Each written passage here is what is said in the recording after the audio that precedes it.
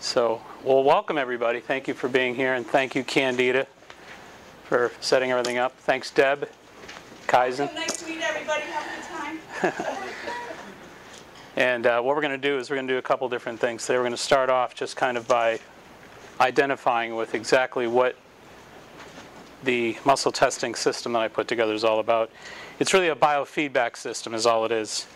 Biofeedback essentially is a system that trains people to improve their health by tracking and controlling certain bodily processes. So what we're doing here is we're using the field, the electromagnetic field of the system. Many years ago, I saw Dr. John Campbell do a very interesting series of presentations. Could I get a volunteer? Anybody? Why don't you come up? Dr. John Campbell from Martha's Vineyard, about 30 years ago, did a very simple presentation. He asked someone to raise up the arm a little bit higher and make a fist, look straight ahead, resist. And then he basically took some simple foods, held them close, raise up higher. Nice and tight. Nice and tight. And then he took some sugar, a simple little bag of sucrose. Like so. Raise up again. Higher. Okay, so thank you. Yeah. So that was the very first encounter 30 years ago that I ever had with muscle testing. The idea that you could actually hold the food up to somebody and there would be a varied series of responses from one person to the next. Why? I was remarkably intrigued. I thought, what exactly just took place? What did I just see? He took a number of folks, had a whole table full of foods, and he ran them all through. He brought me up. I took part in the same process, and I was astounded to find that everybody had very different reactions. Why? What exactly is going on? So let's grab these charts. Electromagnetic muscle testing is an energy healing system developed and refined over 30 years. It's something that I, again, initiated 30 years ago with this remarkable awareness that it happened in front of me. I observed it, and then I took many years to try to define and explain it. And EMT is a detailed analytical system that enables one to pinpoint the energetic root of health and nutritional imbalances. What's more, it shows its practitioner the way to customize a personalized natural diet and health plan. That's the way it ended up. It didn't start off that way, as I pointed out. It started off with simple energy testing. Just a little note on my background. The next page. The average person thinks between 3 and 1,000 thoughts per minute. Every thought we think either produces a healthy or an unhealthy rhythm within our heart, our brain, and our body. If you think you know where all your thinking begins, think again. In 1991, Dr. J. Andrew Armour first introduced the concept of the heart having a little brain of its own. Since that time, HeartMath Institute researchers in Boulder, Colorado have discovered that the little heart within the brain, or cardiac intrinsic ganglion, is the first center to determine and communicate the status of our personal homeostasis to our brain, nervous system, and body. The cardiac ganglion determines how we feel about stimuli and converts this information into coherent or incoherent heart waves that dictate to our entire being. The electrical field of the heart is 60 times greater than that of the brain. The electromagnetic field of the heart is 5,000 times greater than that of the brain. So we're used to thinking of everything emanating first and foremost from the brain. This is the first time that I ever read or encountered research that thought otherwise. Positive thoughts produce a relaxation rhythm that is referred to by HeartMath researchers as entrainment. Entrainment suggests that the neuroelectricity generated from the intrinsic cardiac ganglia to the brain and the body is on track and flowing smoothly. Entrainment represents our most relaxed, healthy, functional, efficient self. On the other hand, even the subtlest negative thoughts produce a stress response as referred to as disentrainment. This means that the neuroelectricity generated from the cardiac intrinsic ganglia to the brain and body is derailed and fragmented. Disentrainment represents our most stressed, unhealthy, dysfunctional, emergency-driven self. Research tells us that it only takes 0.7 of a second for our heart's brain to shift back and forth between entrainment and disentrainment. Our entire nervous system transits through our muscles or neuromuscular. Varying degrees of strength and weakness are predetermined by entrainment and disentrainment. Whether thoughts make us weak or strong, The information transits from our cardiac intrinsic ganglia to our brain, our nervous system, and finally through our muscles. Therefore, one effective way to determine external stimuli, such as food, like we just showed, drink, people, environments, thoughts, words, entrain or disentrain us by neuromuscular biofeedback testing. By merely suggesting a variety of positive and negative words and images to a subject, such as 9/11, or the word love, or the subject will present with varied muscular strength that corresponds with images in their mind. Positive images will generate greater entrainment flow patterns that will strengthen the muscles, and negative images will disentrain nerve flow and therefore weaken muscle strength. We're talking about 0.225 volts. 0.225 volts. Dr. Rutger Weaver from Scotland was the first person to actually measure this response. 0.225 volts. Direct current. It's an ambient charge of direct current. But nonetheless, every time you and I watch the news and we see those 9/11 buildings toppling down, we're producing a disentrainment response. Every time we see a loved one or a picture of a loved one, have a wonderful memory, even though it generates sadness, we have fond memories of a grandmother, grandfather, someone who's passed, positive entrainment patterns will flow. So we constantly have this plus and minus response.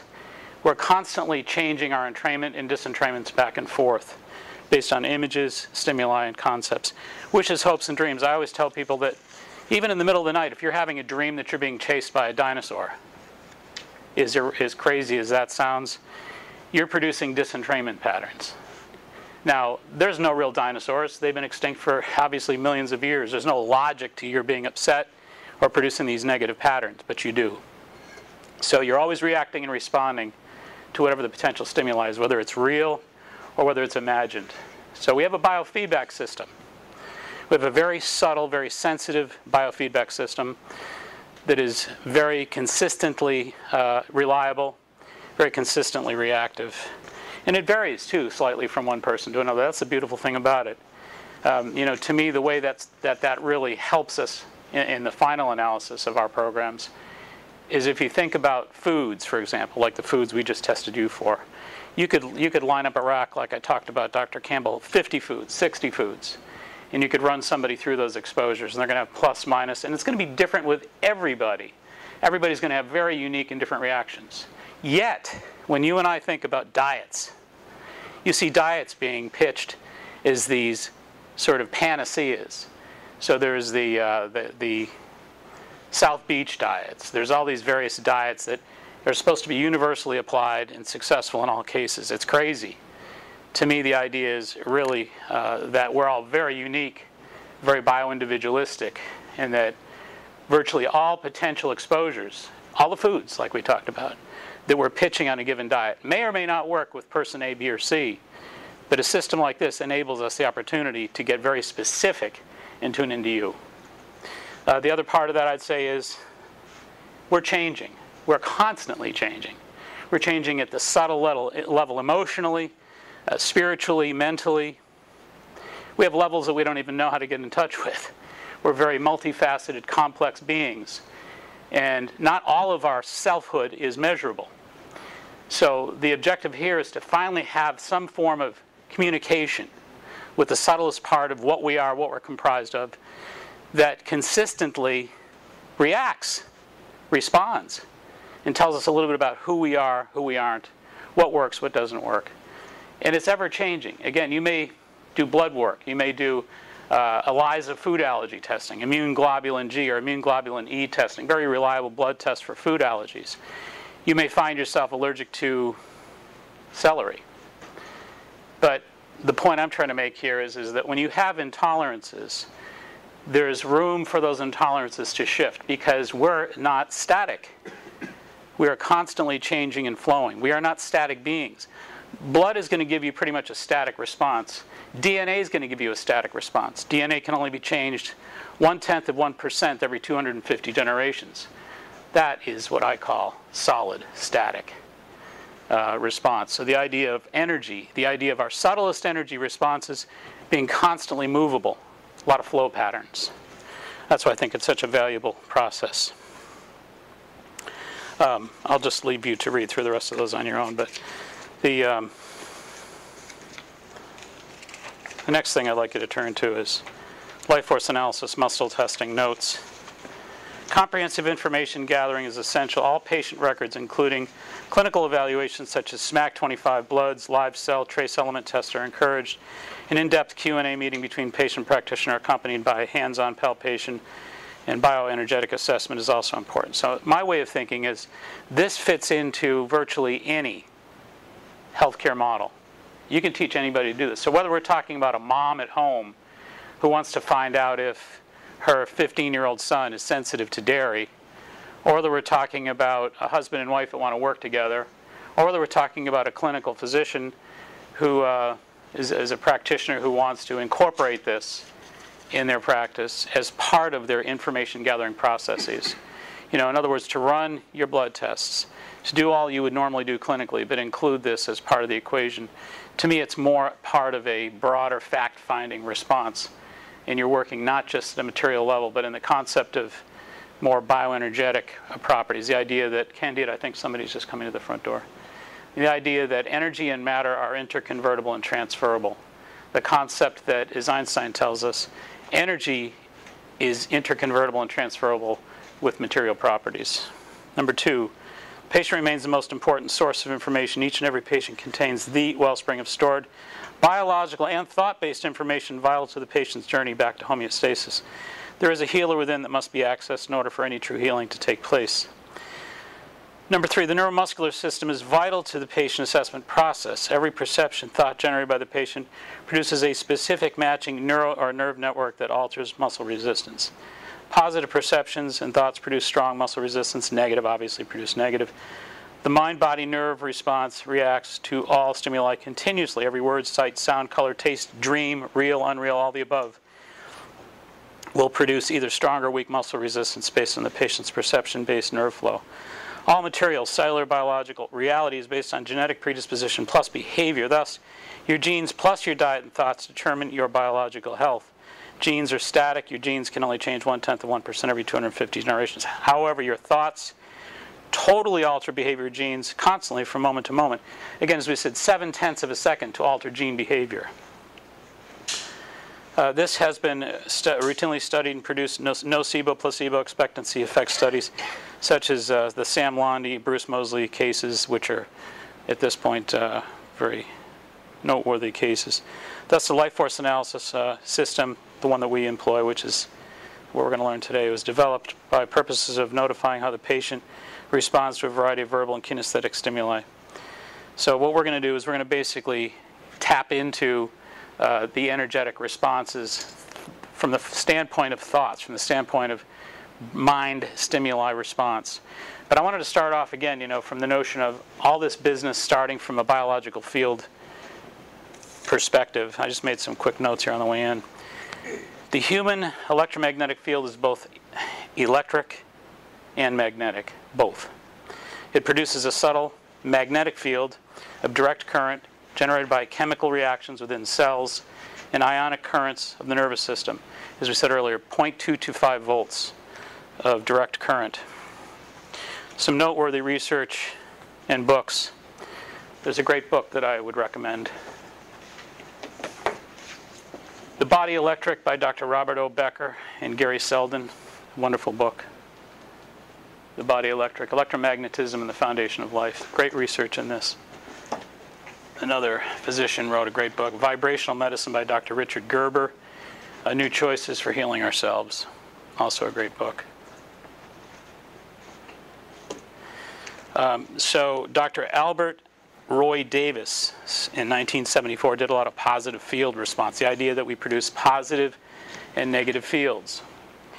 Positive and negative electromagnetic fields. Positive fields produce acidity, increase pain, reduce strength, as well as cellular oxygen, and encourage the replication of latent organisms. So that was the work in 1974 of Dr. Albert Roy Davis, studying positive field response. So the idea that positive field response is something that when we're checking muscle resistance, you can literally produce through thought. Also, the opposite response from negative. Negative field response has an opposite effect, calming, alkalizing, strengthening, etc. And again, as we point out, I think what we're doing here when we have the subject come up, raise up the arm, putting forth about 30 pounds of pressure in the deltoid subscapular reflex, and you hold an orange or an apple or whatever, or some sugar, you're going to get a field interaction. So we're producing direct response by interposing somebody with a field. So in the course of the average person's life, they're driving down the highway and they're driving under high tension wires or sitting in front of television sets or using hair dryers. That's a lot of what Becker talks about in the body electric. A lot of the research that was done, I wrote about it in one of my books. It's actually being republished and released this coming August. And it's called, the old title was The Tao of Qi, which is the way of energy. It was written from an Oriental medicine perspective. The new title is Customized Healing. But the point here is that all these various bioelectrical exposures have a very decided influence on our field, even though they're part of our lives. Obviously, hair dryers, refrigerators, ovens, stoves, ranges, these things all have an electromagnetic influence on our field. So we're constantly interacting in an environment where our field is being interrupted with what are called cross currents. We're producing a direct current. A lot of these currents are not direct. There's a lot of current interference. We interact with each other, and as we do, we interact not only at a material level with each other through conversation, etc.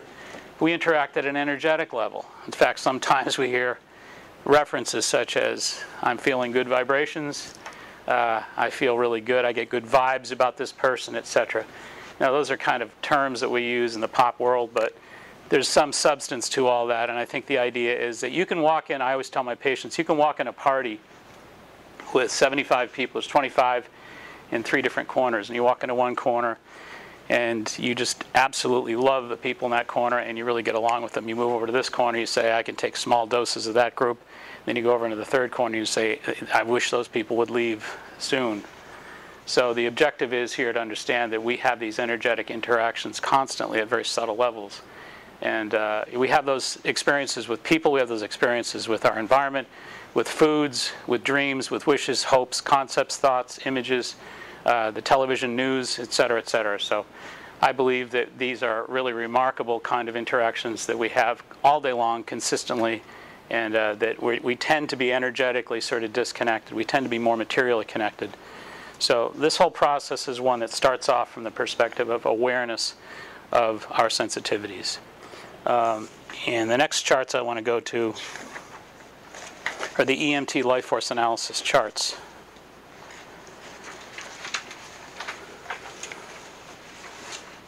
Okay, what I did essentially, because of the fact that Chinese medicine and Ayurvedic medicine are representative of ancient medicines that really were the original medicines that worked with bioenergetics and with energy field response.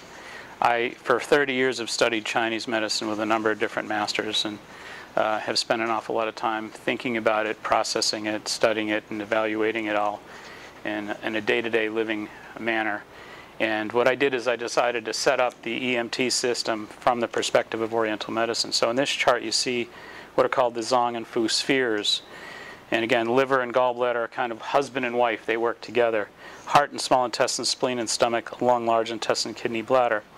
Then we just threw in some additional organ system points. Now when we do a basic evaluation of somebody with our system, we begin from the perspective of there are energy imbalances. Now everybody has them.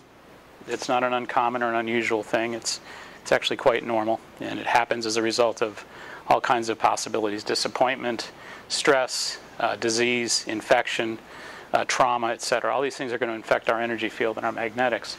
So when someone's coming in and someone says, okay, I have this problem or that problem, regardless of what the nature of your health problem is, there's an energetic root to it.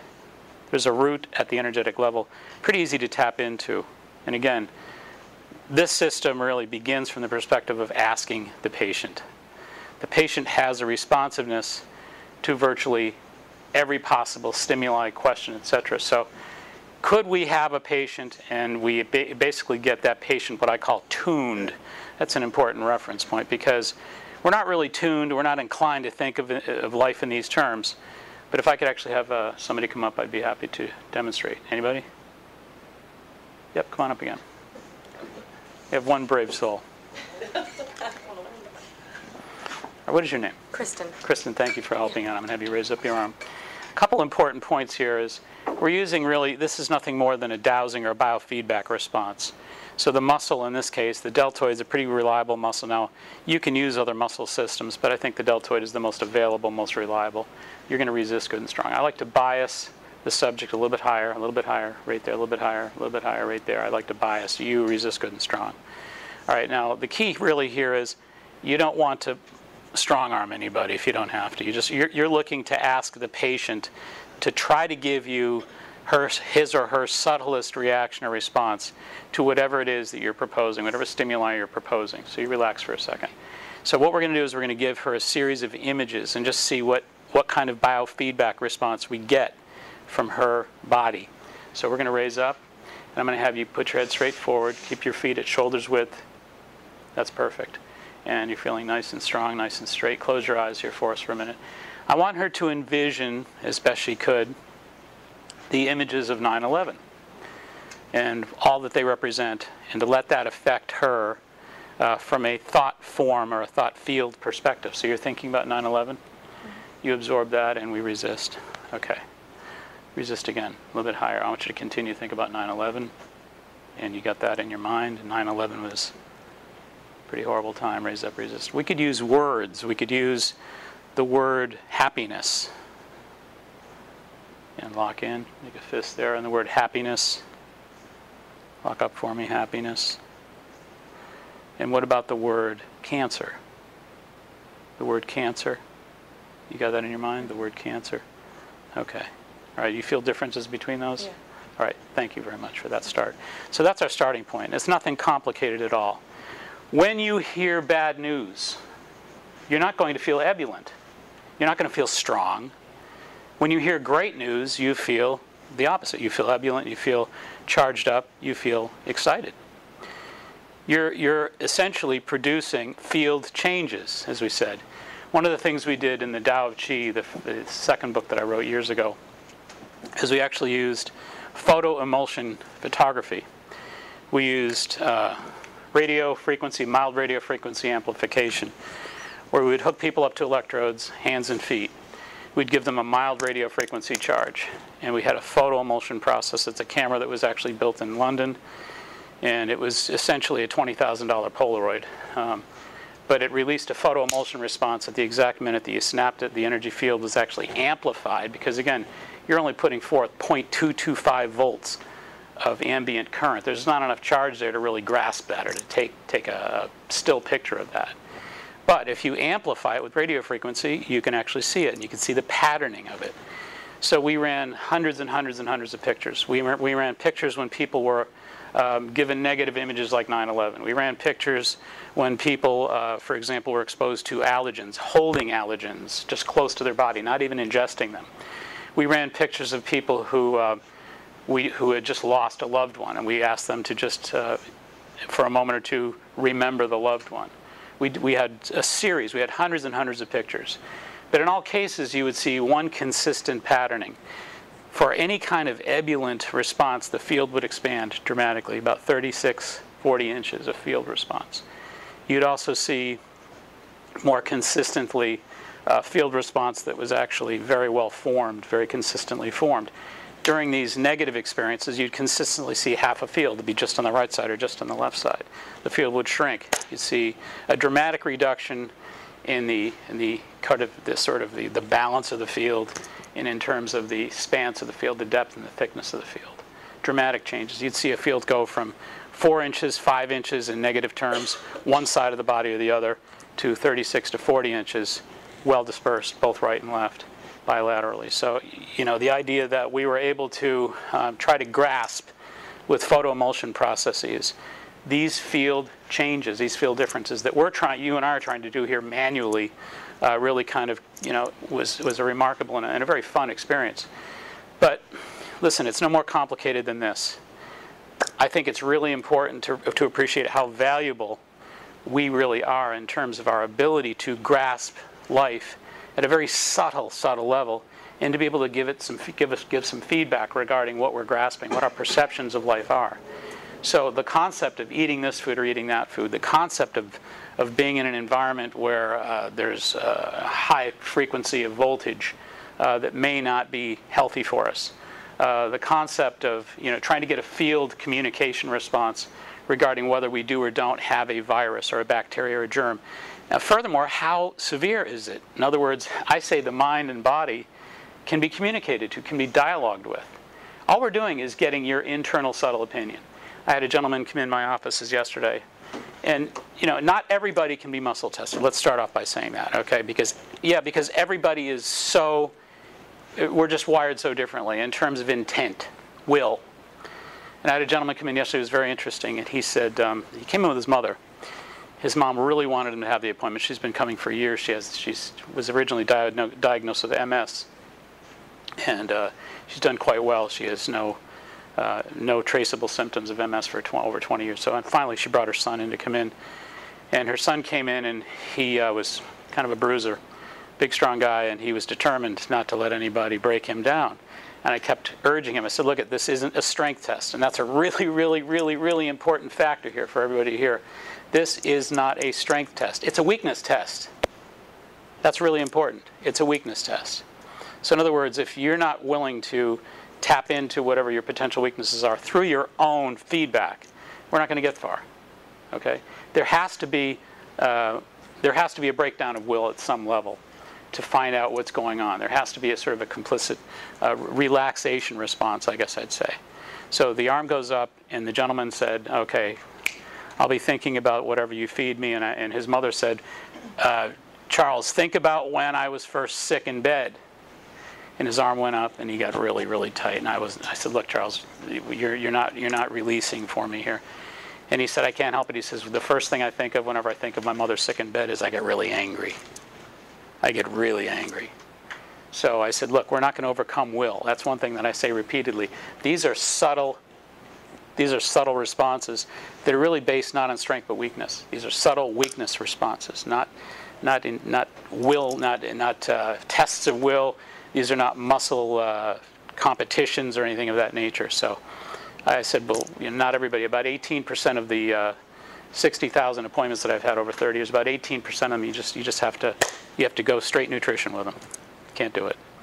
So again, everybody has a different mind-body control response. And in theory, again, I'm not going to hurt myself, and I'm not going to hurt the subject either. That arm goes up, and you're saying, there's no way he's going to put my arm down. That's the way it is. That's not what we're looking for. What we're looking for is, imagine that you have an internal opinion about things.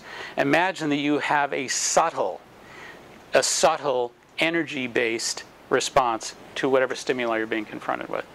You're tapping in. Some people say it has more to do with intuition. I don't know. It may not. The bottom line of it is there's two parts of us. There's a yang part of us, for lack of other terms, and a yin part of us. Yang means I'm not letting anybody get into me. I'm not letting my strength be broken down. I'm not letting myself be discovered. I'm not even interested in discovering myself because I just have a strong will to defend myself, to protect myself, and to shield myself. And that's not going to produce results. There has to be a willingness to tap in, to tune in, to be vulnerable.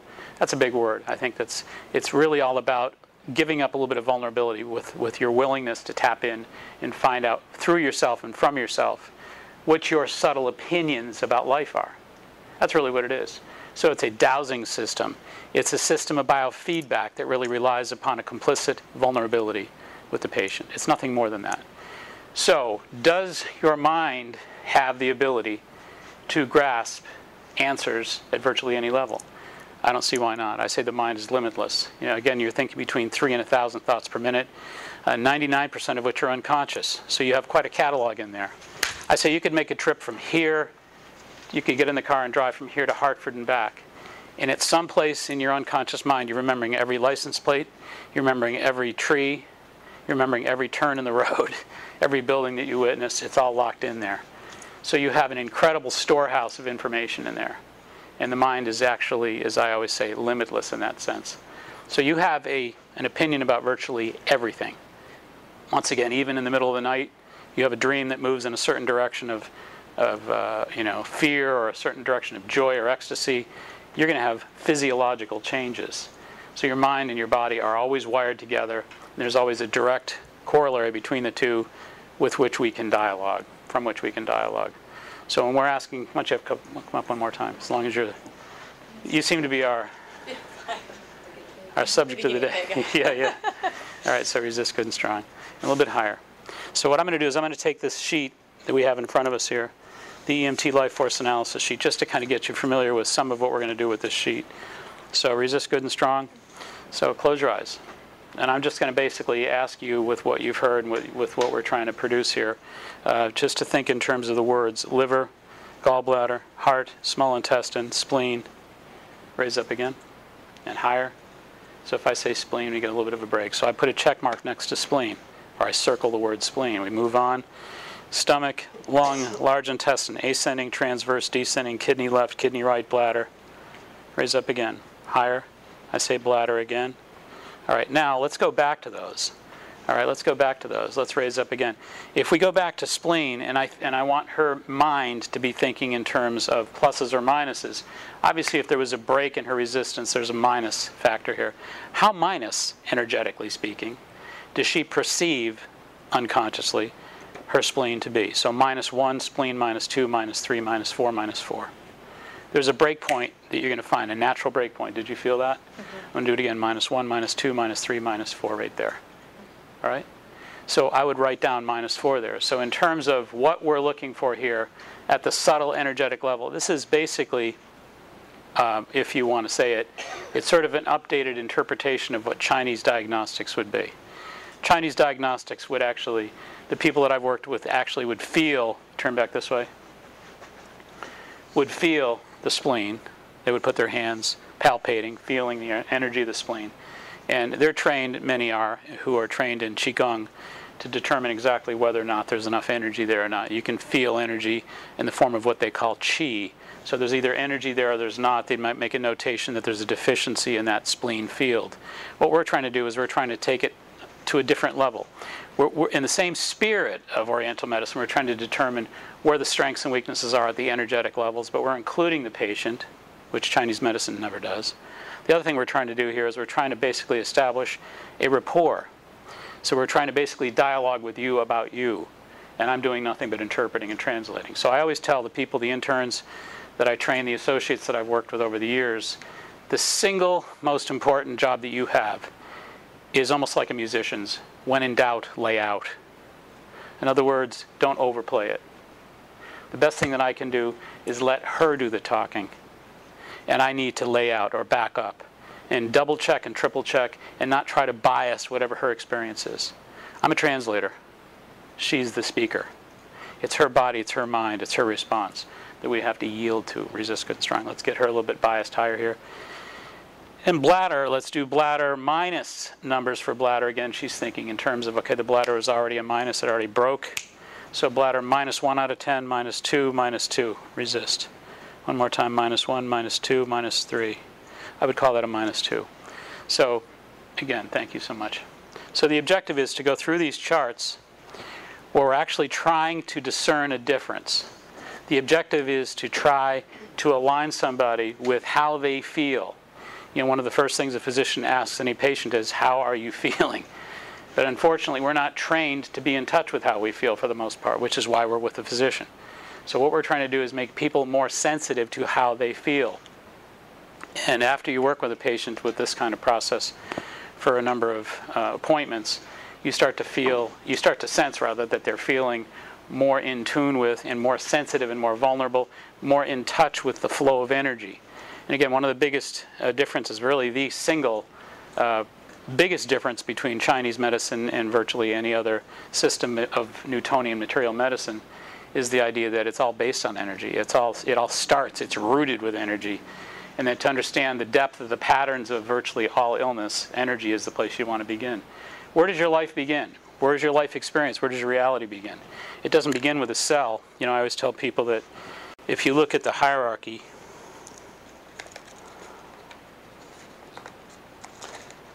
the hierarchy works sort of like this. We're always always thinking in terms of cell. Cells basically move into tissue, organ, and organism. That's us. So in terms of our present Newtonian approach to medicine, which is remarkable, but it begins here. It's half the equation as I see it. It's half of the Einsteinian equation that energy and matter are interconvertible and transferable. So the idea that we've got the matter part of it, the material part of it, we've got covered at a cellular level here. From the cell, we have tissue, organ, and organism. There's us. What precedes the cell?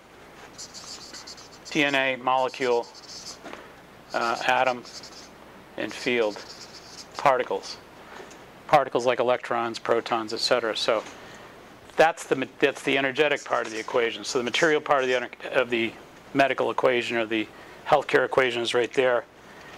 And the energetic part of the equation, again, moves from fields to atoms, molecules, DNA. Finally, we make our way up to cell. So the objective really is just to think in terms of our life experience, our life properties, our health, our issues of moving forward with our health, having really, in a sense, a responsibility to incorporate all this. That's what we're made of. That's what we are. That's who we are.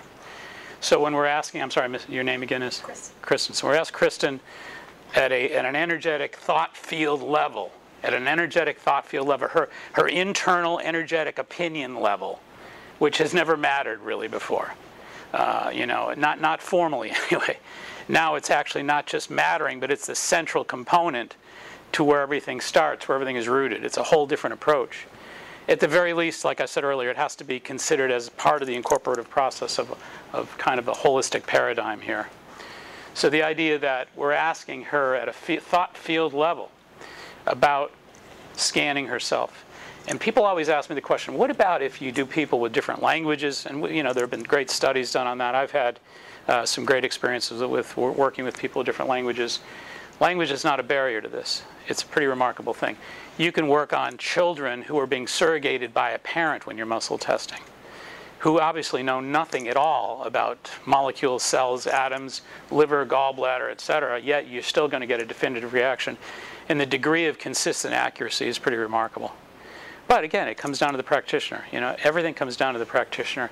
And the most efficient thing the practitioner can do is become a sensitive interpreter and a sensitive assistor, I guess I would say, somebody who is assisting in the process. The best way to do that is, like I said, to lay out, to be really, to allow that response to take place within the subject. That's where the experience is.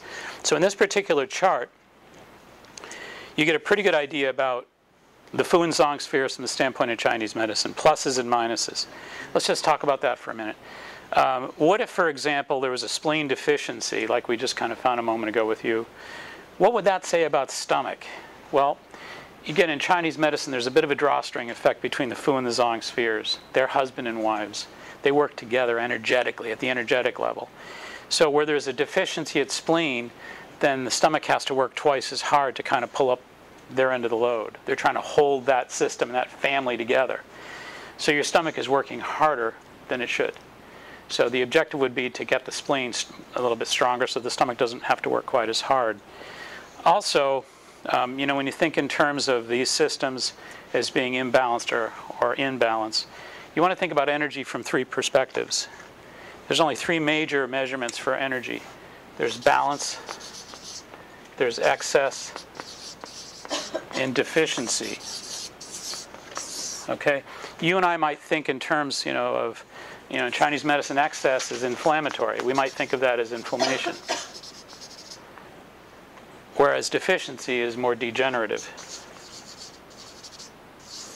Okay? Balance is, of course, the goal, the objective. So when you're working with these organ systems, you may sometimes get to 10. In other words, when you're putting forth to the mind of the subject the notion that you're trying to measure the energy response of, in this case, a spleen, plus or minus, the first thing you do is you simply go through it, and if there's a break in the deltoid response at spleen, it's a minus. Okay? Then how minus is it? -4. But you may have pluses that go all the way to 10. 1, 2, 3, 4, 5, 6, 7, 8, 9, 10. Because we're going to go through this whole chart, plus or minus factors. Again, arm goes down like yours did at spleen. There's a minus factor that you've initiated. And we want to detail that and get specific about it. It was a -4.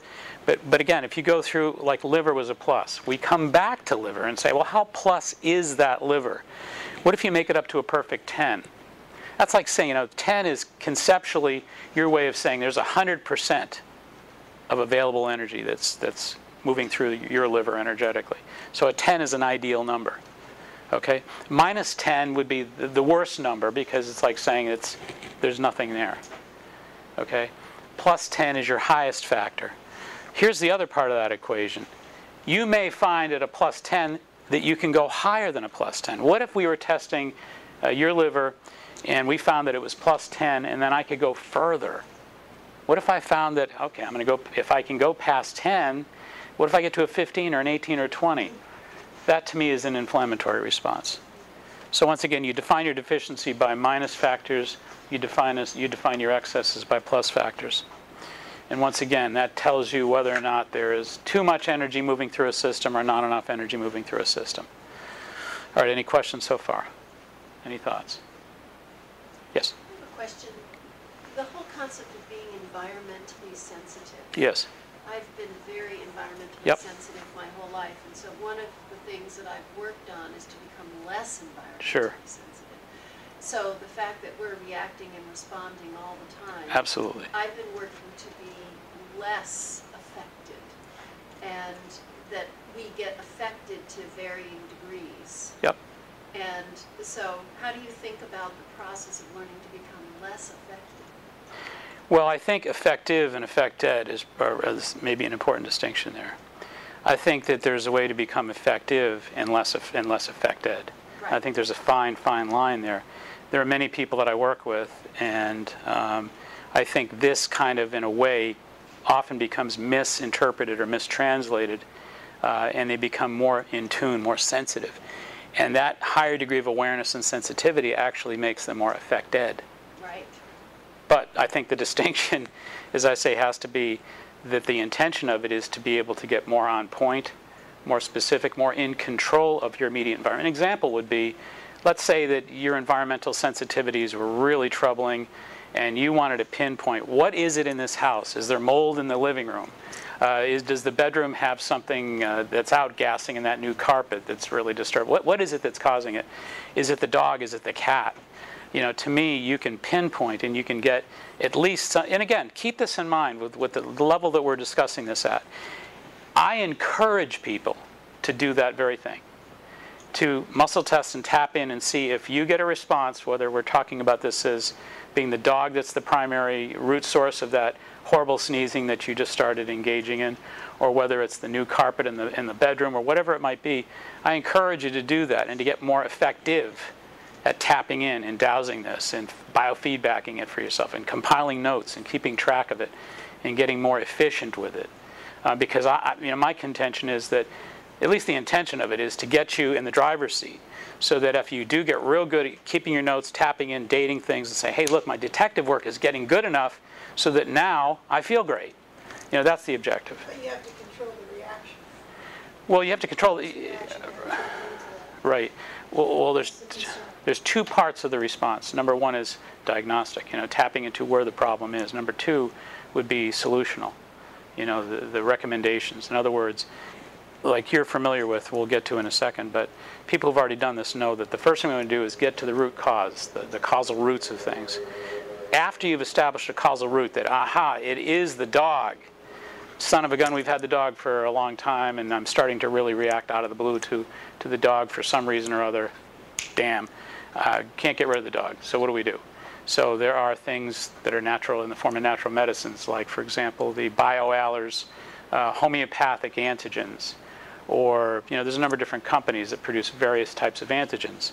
So one of the things we do in our practice is we catalog all these potential natural medicines for that. Energetic way to circumvent that. I think what she's saying is she's almost pan-sensitive, and one can't remove or homeopath every single entity in the environment. right. Is there a way to tune her conduit? Yes. The conduction Yes. she is, because she's a high conductor. Yeah, but that goes back to, on the bottom of these charts, you see it says root reference. Okay, there's 5 potential root reference areas. I've never seen more than 5 in 30 years, but I've seen 5 on occasion. So in other words, if root 1 is spleen, then the way to correct it at a root level would be to strengthen the spleen. So it's a great point that you can use a specific medicine, or more importantly, let's correct the root. Let's fortify or strengthen Can you the... explain the root a little bit? Yes, yes. In other words, after you've scored this whole process up, this whole page is all scored up, and let's say that there are several weaknesses, several areas of inflammatory excess and several areas of deficiency or degenerative response. Not enough energy in some places, too much energy in other places. Then after you've gone through all that, you say there's a totem. There's a root at the bottom of the energy totem. There's always a root. Everything starts somewhere. So in the process of evolutionary, what I refer to as degenerative evolutionary response or de-evolutionary response, you're starting at a root. Whatever that root was, 22 years ago, a weakness started to unravel in the spleen or the kidney or the gallbladder. And then it led to a series of additional weaknesses in other areas, in other organ systems that translated as this very severe hypersensitivity to the environment or to the dog or whatever. And the objective is to kind of go all the way back to where the root was.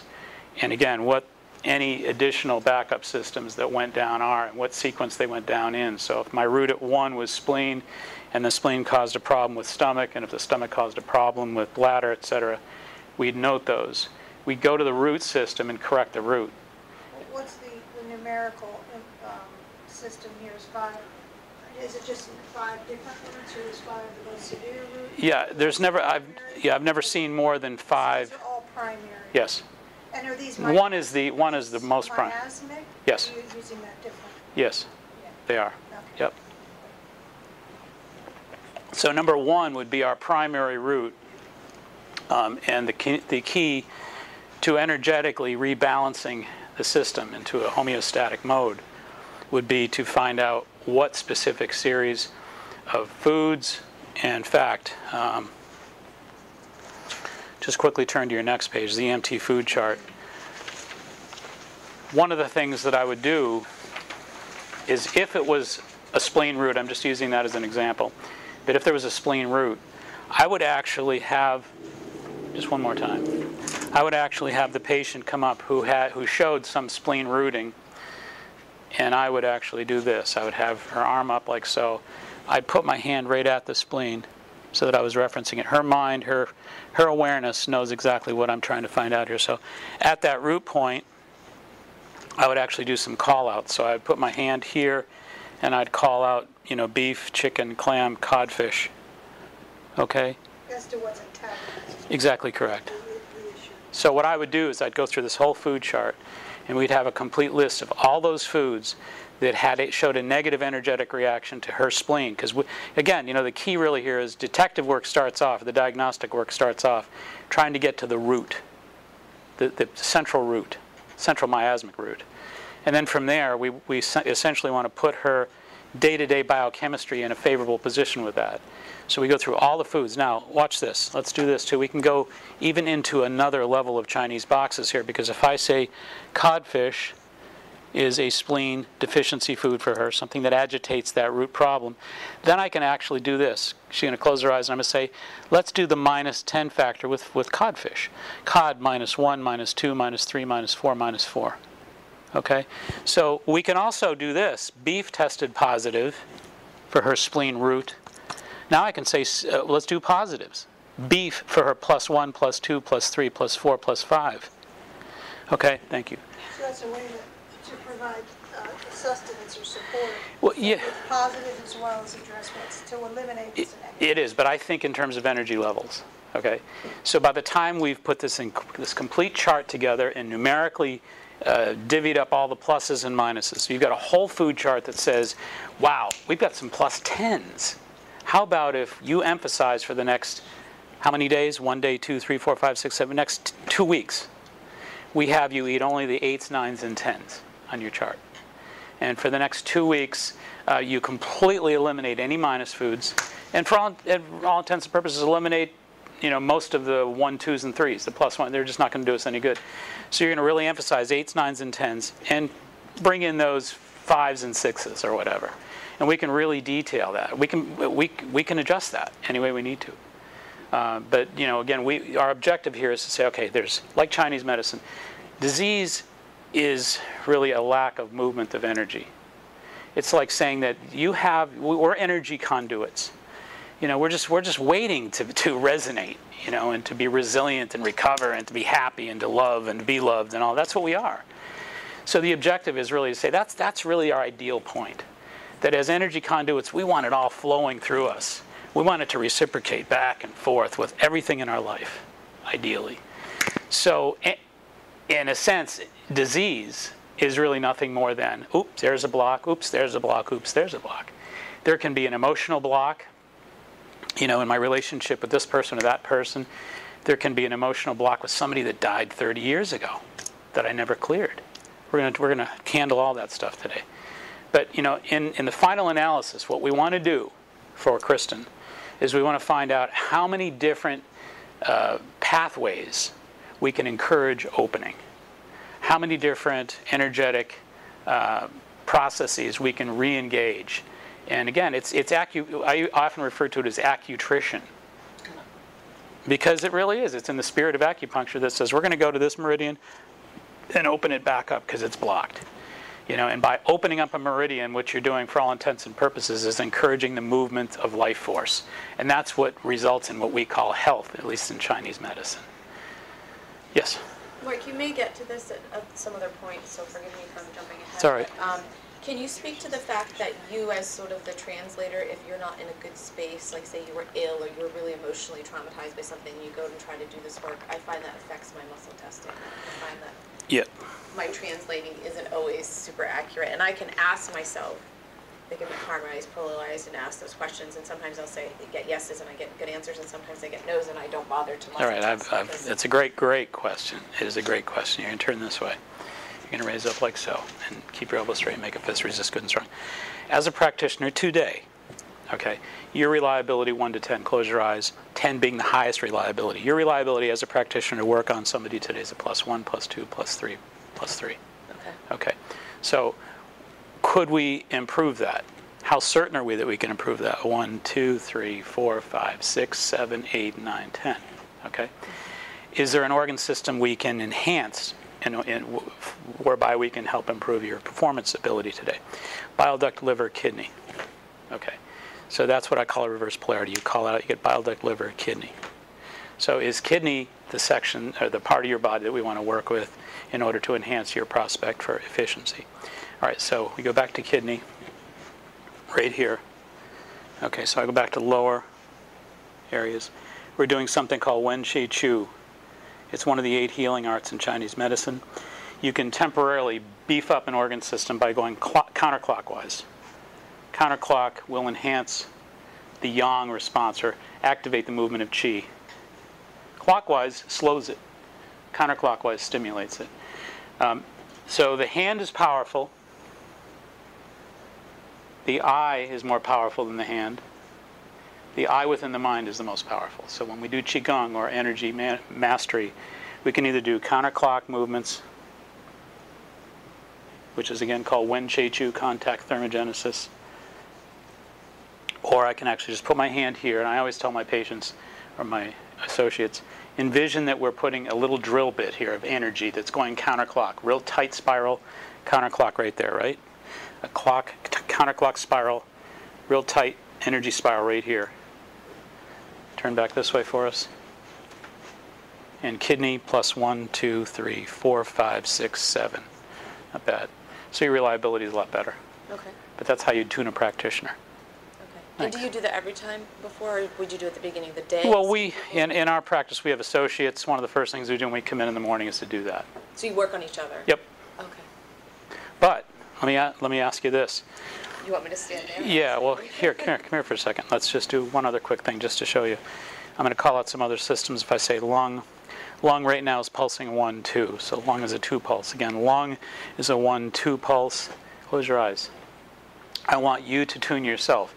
Envision in your mind's eye that you're counterclock drilling right at lung 1 and lung 2 right here. So when I say counterclock, you don't mean from your perspective, you mean You're the clock facing out, so you're going to spin to your right. spin to my right. Spin to your right here, spin to your right here. Okay, that's visual contact thermogenesis. That's a 3,000-year-old system, and you're going to just continue to work with that. Counterclock, counterclock, right? Spin to your right. Real tight drill-like spirals. You're thinking really intently about that. But hold on, I'm just confused about direction. I know. You're spinning to your right. If I'm spinning to my right, that's clockwise. No, it's counterclock. You're the clock Counterclock. facing out. If you're the clock facing out, then counterclock is to your right. Right? Isn't this, but stand with me, isn't this clockwise? No, you're the clock facing out. The Okay, clock okay. isn't facing you. I just need to know right and left. You're I the don't clock need to be facing clock. out. So Okay, you I get it. you are the clock facing out. Okay. Okay? So if you're the clock facing out, you spin to your right for a counterclock here, counterclock here. Okay. And you're working on that for a minute. We'll give you a second or two to work with that. So you work with tuning yourself. Raise up.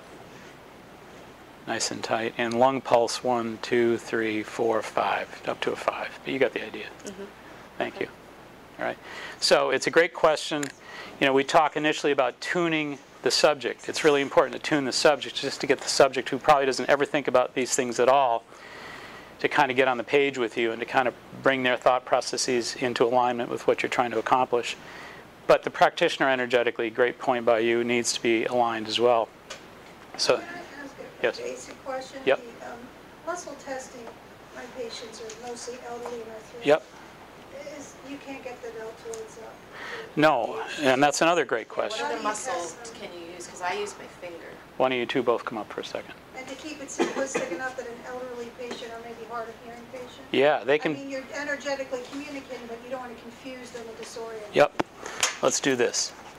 Let's actually have one of you sit. Okay, you're going to sit right here for us. Okay. You're going to get right behind her. As if she were in a wheelchair. Okay. You're going to put your hand like so. Right now, any testing we do is with you, Kristen. The minute her hand comes off, we're not testing her anymore. So they're hooked up in energetic series. Their fields are... She's a surrogate. Yes, so proxy. So if we basically say something like wheat, okay, I so, can already tell you it's going to go right through the floor. and that would be a -1, 2, 3. That's a -3. If we say something like oranges, if we say something like oranges +1, 2. So that's you we're working with. So you can work on a child. We have infants. You know, over 30 years I've had parents bring in an infant. Mom and dad will do the infants, and we tap into their allergies, tap into some natural medicines for them, and have been able to help them a lot. Thanks. Thank you. And I'll get your chair back for you.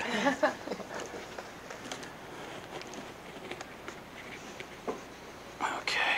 What did you call that when the practitioner can kind of reset her? Wen Che Chu, W-E-N-C-H-I-E-C-H-U. Would you be so kind as just to write Yes. that? Yep.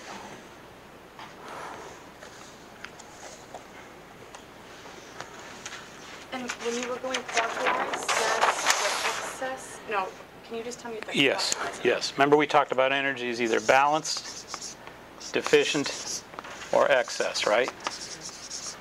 So let's move this down. If the energy is excess, and you want to drain some excess energy out of there, anti-inflame somebody, then you want to go clockwise. If somebody is deficient, broken down, weak, whatever, sick, you want to basically come down here and you want to go counterclock to enhance or to tonify, as the Chinese would say. And then the spelling is W-E-N-C-H-I-E-C-H-U. Sorry about that. C-H-I-E is what that should be. C-H-I-E-C-H-U. So it's Wen Che Chu. All right, that's contact thermogenesis. And if, you know, there's two ways to do this, as we point out. You can do it materially with massage. So if you do the massage work, I always tell the massage therapists that I work with in our offices and train, anytime you have anybody has any inflammation, always move clockwise. You never want to take inflammatory tissues, muscles, tendons, ligaments, any of that stuff that you're working with regards to muscular therapy. You always want to go from inflammatory to clock and opposite as well. Yes, I have a question. If you were working by yourself, is there a way to strengthen yourself or have someone to test you? Well, you mean like we talked about a minute ago. What is your name? Heidi. Heidi, like we did with Heidi? No, say you, I don't do this yet. You mean to diagnostically check yourself? You know, there are a lot of proponents of doing your own muscle testing. I don't encourage it. I think reliability, I've seen Schmidt and Leisman have done a lot of research in this area. And they've done a lot of muscle testing studies and research. In fact, at the Kinesiology Institute, they've actually listed a lot of their studies. Schmidt and Leisman basically have done the food allergy comparison where they actually took food allergy testing that was IgG and IgE and compared those responses with muscle testing. And they found like a 1 to 2% differential. So anyway, to specifically answer your question, there are people who have tested the individual methods where people check their own muscles, their own muscle resistance or whatever. There's ways where you can lean forward with your back. There's ways where you can actually try to test your finger responses and strengths. The highest reliability I've seen is like 70%.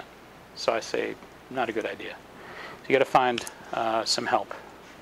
The brain has too many feedback mechanisms. It does. To tune out. It does. It absolutely does. So I think, you know, it really is important to have two people that are in relatively good shape, that are sort of on the same page with what they're trying to discover here. And I think it's also important, like we said with Heidi, to make sure before the practitioner goes into the work, because as she pointed out, a real important point is that you could have a real bad day. You could be emotionally distraught. You could have all kinds of stuff going through your mind that really distracts your efficiency levels.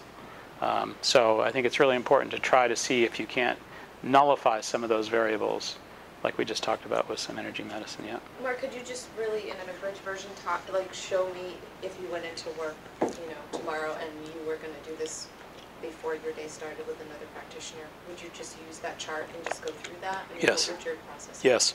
Yeah. In fact, that's what I wanted to kind of show you here is that the page before it is always the starting point. We got to find out how the practitioner, and in this case, really how the subject is energetically. So we'd run through the EMT process. And we'd find out what our patterns are, what our roots are, what our miasmic roots are. And then once we found that root, as we showed you a minute ago, I would reference that root and go through all the foods. Because I want to find out, first and foremost, if we're going to put a nutrition plan together, I want to find out what agrees with the most sensitive part of that patient's body. So the way I always looked at that is, the body is like a home. Each organ system is like a family member. Somebody wants to come and visit, called food. You don't have a visitor unless you're certain that everybody in the family is in agreement upon this particular visitor. And you begin with the weakest member of the family, the most vulnerable member of the family, the sickest member of the family, the most de-energized member of the family. So if my spleen family member is the weak guy, and that spleen member of my body family says, look, I'm real sensitive right now. I am absolutely not interested in being visited by wheat. Then it's my responsibility to know that and to basically eliminate all those negative potentials. And as we said a minute ago, only construct a program that has high numbers, really high numbers. The other thing I wanted to kind of show everybody too is there's a new chart that I actually started using that I put together. And it has, I'll pass this around so everybody can take a peek at it, because I haven't really perfected it yet. But the idea is that you've got your vital organ systems, Fu and Zong spheres on the left. You've also got an energy pulse rating like we just did. And then we've got a causal root. A causal root. In other words, if the liver is -5, and then I go to causal root that's diet, emotional, chemical, structural, or whatever, or maybe multiples. Maybe I find sensitivities that are both diet, emotion, chemical, and structural. Then I can actually go deeper at working with that root. It takes a little bit more time, but I'll let you pass that around. So the short form that we have today is one that I'm going to have everybody kind of work with. After the 30-minute lunch we do at 12:30, we'll do a little bit of an intensive where everybody kind of pairs off and works with some of this stuff, and I can help you try to work with some of it. But So I would start with an EMT life force analysis, or in this case, the new chart. And then what I would do is I'd basically score up your foods, and then the next page after your food chart, right after your food chart, is your meal chart. Okay? So once again, we're working off the root and trying to determine where the food sensitivities are. Once we've determined that this food doesn't work or that food doesn't work, there are headers, as you've seen on the EMT classification chart. Everything has a header. So you've got proteins, low starch, high starch, fruits, etc. So the next thing we want to do is have Heidi come up and help me again. And we would say this, that at breakfast, good and strong, breakfast, I'd say protein, I'd say low starch, I'd say high starch. So does she want high starch at breakfast? She doesn't. Okay. Does she want protein, 1 ounce, 2 ounce, 3 ounce, 4 ounce, 5 ounces of protein at breakfast? I would write down, once we had her food chart all scored up, here's the good proteins, here's the bad proteins, here's the 8s, 9s, and 10s.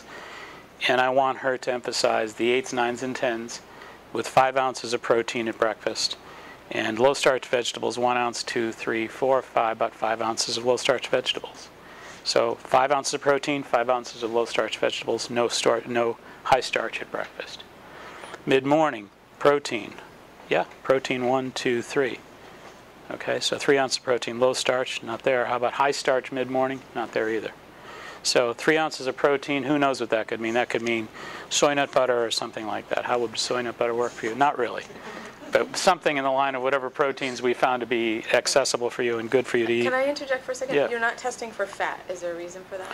That goes down on the bottom of the page. Okay, so you do that. So water and fat I usually put down on the bottom. So after we've done all your meal plan, broken down in the way we just sort of talked about it, we'd say fat for you, oils. 1 tablespoon, 2 tablespoons a day would be the maximum. Your spreads would be 1 teaspoon a day, and that would be that. In terms of water, 10, 20, 30, 40 ounces of water. Okay. Now that format that we'd be putting together for you would last for 1 week, 2 weeks, 3 weeks, 4 weeks, and then we'd redo you in a month. Okay. Or hopefully we'd have you educated enough to keep yourself up to speed. But that's kind of how that works. Okay. So we start off with the diagnostic page, whether we use the detailed one that you're passing around or whether we use the one that you have. The one that you have is probably a good starting point, a little simpler. The second thing we do is we go through your foods. Now, I would just encourage everybody to pay close attention to those foods that you kind of have suspicions about, or to really look very closely and particularly at the allergenic foods. There are a lot of different food allergies, of course, that are potentially problematic. You know, obviously everybody's pretty clear about that. There's a chart that I have here on what I call the primary food intolerances. Just a couple quick things about food before we go on any further. I'm just going to read the first paragraph here and kind of go on. Symptoms from food allergies range from mild mood changes 7 days after consuming an allergenic food to an immediate emergency room trip for an anaphylactic reaction.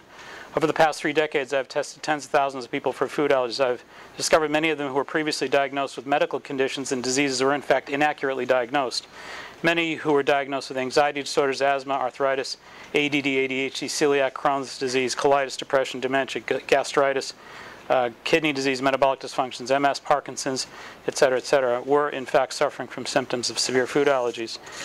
And I said, while virtually any food can cause problems, I've found that there are 9 primary foods that represent approximately 90% of all food allergies. Here they are listed with some of their principal protein polysaccharide allergens. Dairy is first, obviously casein, lactose, alpha-lactalbumin, and beta-lactalbumin. Nuts have what are called high ARAHs 1 through 7, etc. I'll pass this around too so you can take a peek at this. Wheat, the tri-ABD proteins, 36Ks, tri-A19 proteins. Eggs, obviously. Corn, soy, citrus, shellfish, and fermented foods like yeast, vinegars, soy sauces, which have the Saccharomyces, acetic acid, and alcohol gases. Yes? When you're saying that, are you testing non-genetically modified forms of egg? Yeah. You know, those things? Yep. So Yeah, because it doesn't matter if you're just saying that. well, our starting point has to be that only because I would encourage everybody that I work with to not eat genetically modified food, which is going to get more increasingly difficult to do. Because obviously if you have a food that's hybridized like that, let's say you're sensitive to food A And food A has nothing to do with what you went to buy at the grocery store. But unbeknownst to you, food A is in food B, which you purchased and are looking to eat. And you have a reaction to food A, and you're on the way to the ER, and nobody at the ER is even going to have the benefit of the knowledge of what it is that you could be allergic to, because there's no labeling required, which is, crazy. That's crazy. There's a complete lack of appreciation for the consumer, and a total yield to the corporate environment, to the food environment. So it's all big business, per usual. But I'll pass these around. You guys can take a peek at some of this, but these two pages are pretty interesting. So our starting point is to assume that food is at least fairly whole and fairly clean and organic, et cetera, et cetera. And then from there, we've got your food charts all broken down. All right. Is there a copy of that, or is that protected material? No, it's not protected material. I was just bailing out of the office yesterday and grabbed extra goodies to bring. Oh, okay. So I thought I'd bring that. But yeah, I'll get you copies of that. I think we've got probably a copying machine around here somewhere. If not, I'll get it up on the website and you can copy it off the website.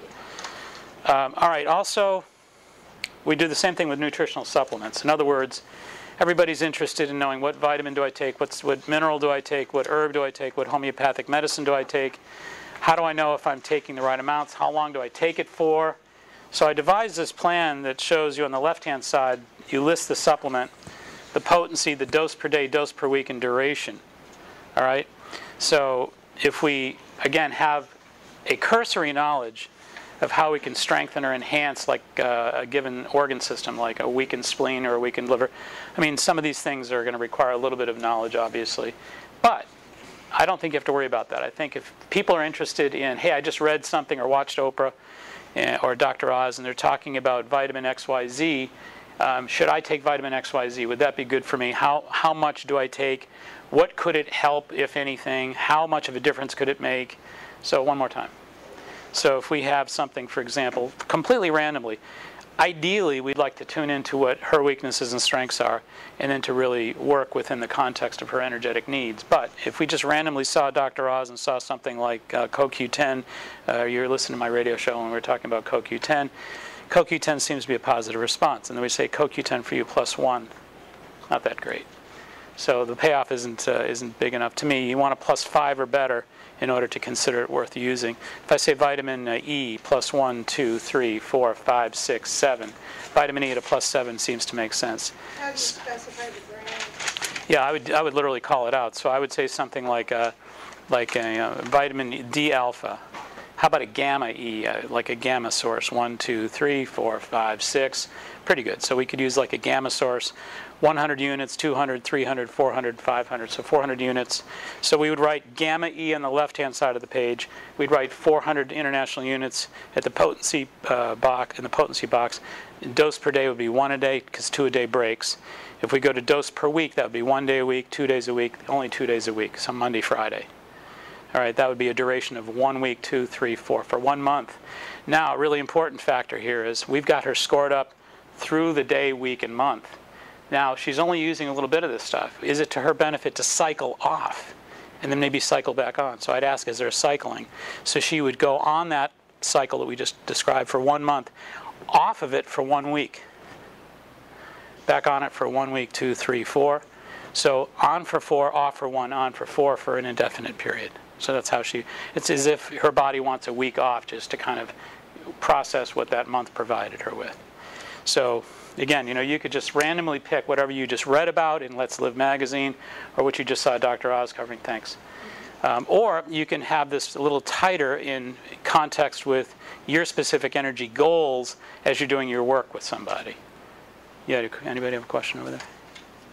I was Yep. thinking of, the clockwise and counterclockwise thing that people have trouble with that. Could you just, put, just like this, instead of, going clockwise or counterclockwise? Yeah, remember what I said a little while ago. What you learn in Chinese medicine is that the hand is powerful. The eye is more powerful than the hand. The eye within the mind is the most powerful. So yes is the answer to that. If you're really good in here at just saying, okay, I'm going to direct those counterclock energies here to enhance the energy field of those kidneys, sure, you could do that. Qigong is Qi means energy. Gong means mastery. It's like the mastery of energy. You know, for 3,000 years that they were manipulating the way things worked. I mean, there was a great piece on PBS, probably back in the, God, it must have been the mid to late 70s, maybe early 80s, late 70s, where there was a piece on healing in the mind with Bill Moyers. And Master O, I think it was Master O that was in that, and he was a remarkable Qigong master who was knocking people down with his hands. And it was remarkable. But Bill Moyers talks about that, and he said some of the camera crew didn't believe it, so they had to get knocked down to believe it, you know. But, you know, knocking people down at 30 feet with a bolt of chi, you know.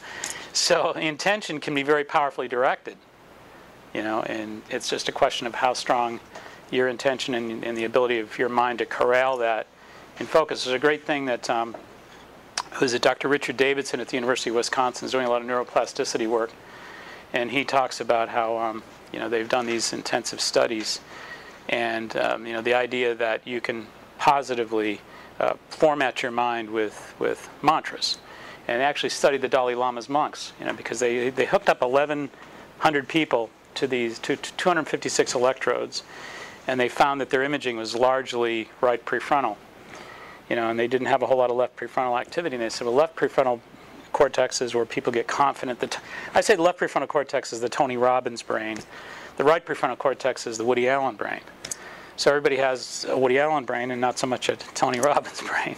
So, so what he said was, he said, okay, I want to study the monks and see what they do. And they studied the Tibetan monks and found that their right and left fields were just incredibly, remarkably balanced and really huge. You know, their fields are very expanded, and so he said, "Geez, what is it that you do? What kind of meditation?" And the monks laughed and they said, "Well, we don't do a passive meditation, you know, because Richard Davidson said they're actually able to capture these gamma brainwave bursts." And he said it's just so unusual that you'd see a gamma brainwave burst from somebody meditating, because we're used to thinking about meditation as this relaxation, lower your blood pressure, kind of, you know, relax your whole nervous system. And they laughed and said, "No, we're not doing that." They said, "We're doing an intention experiment."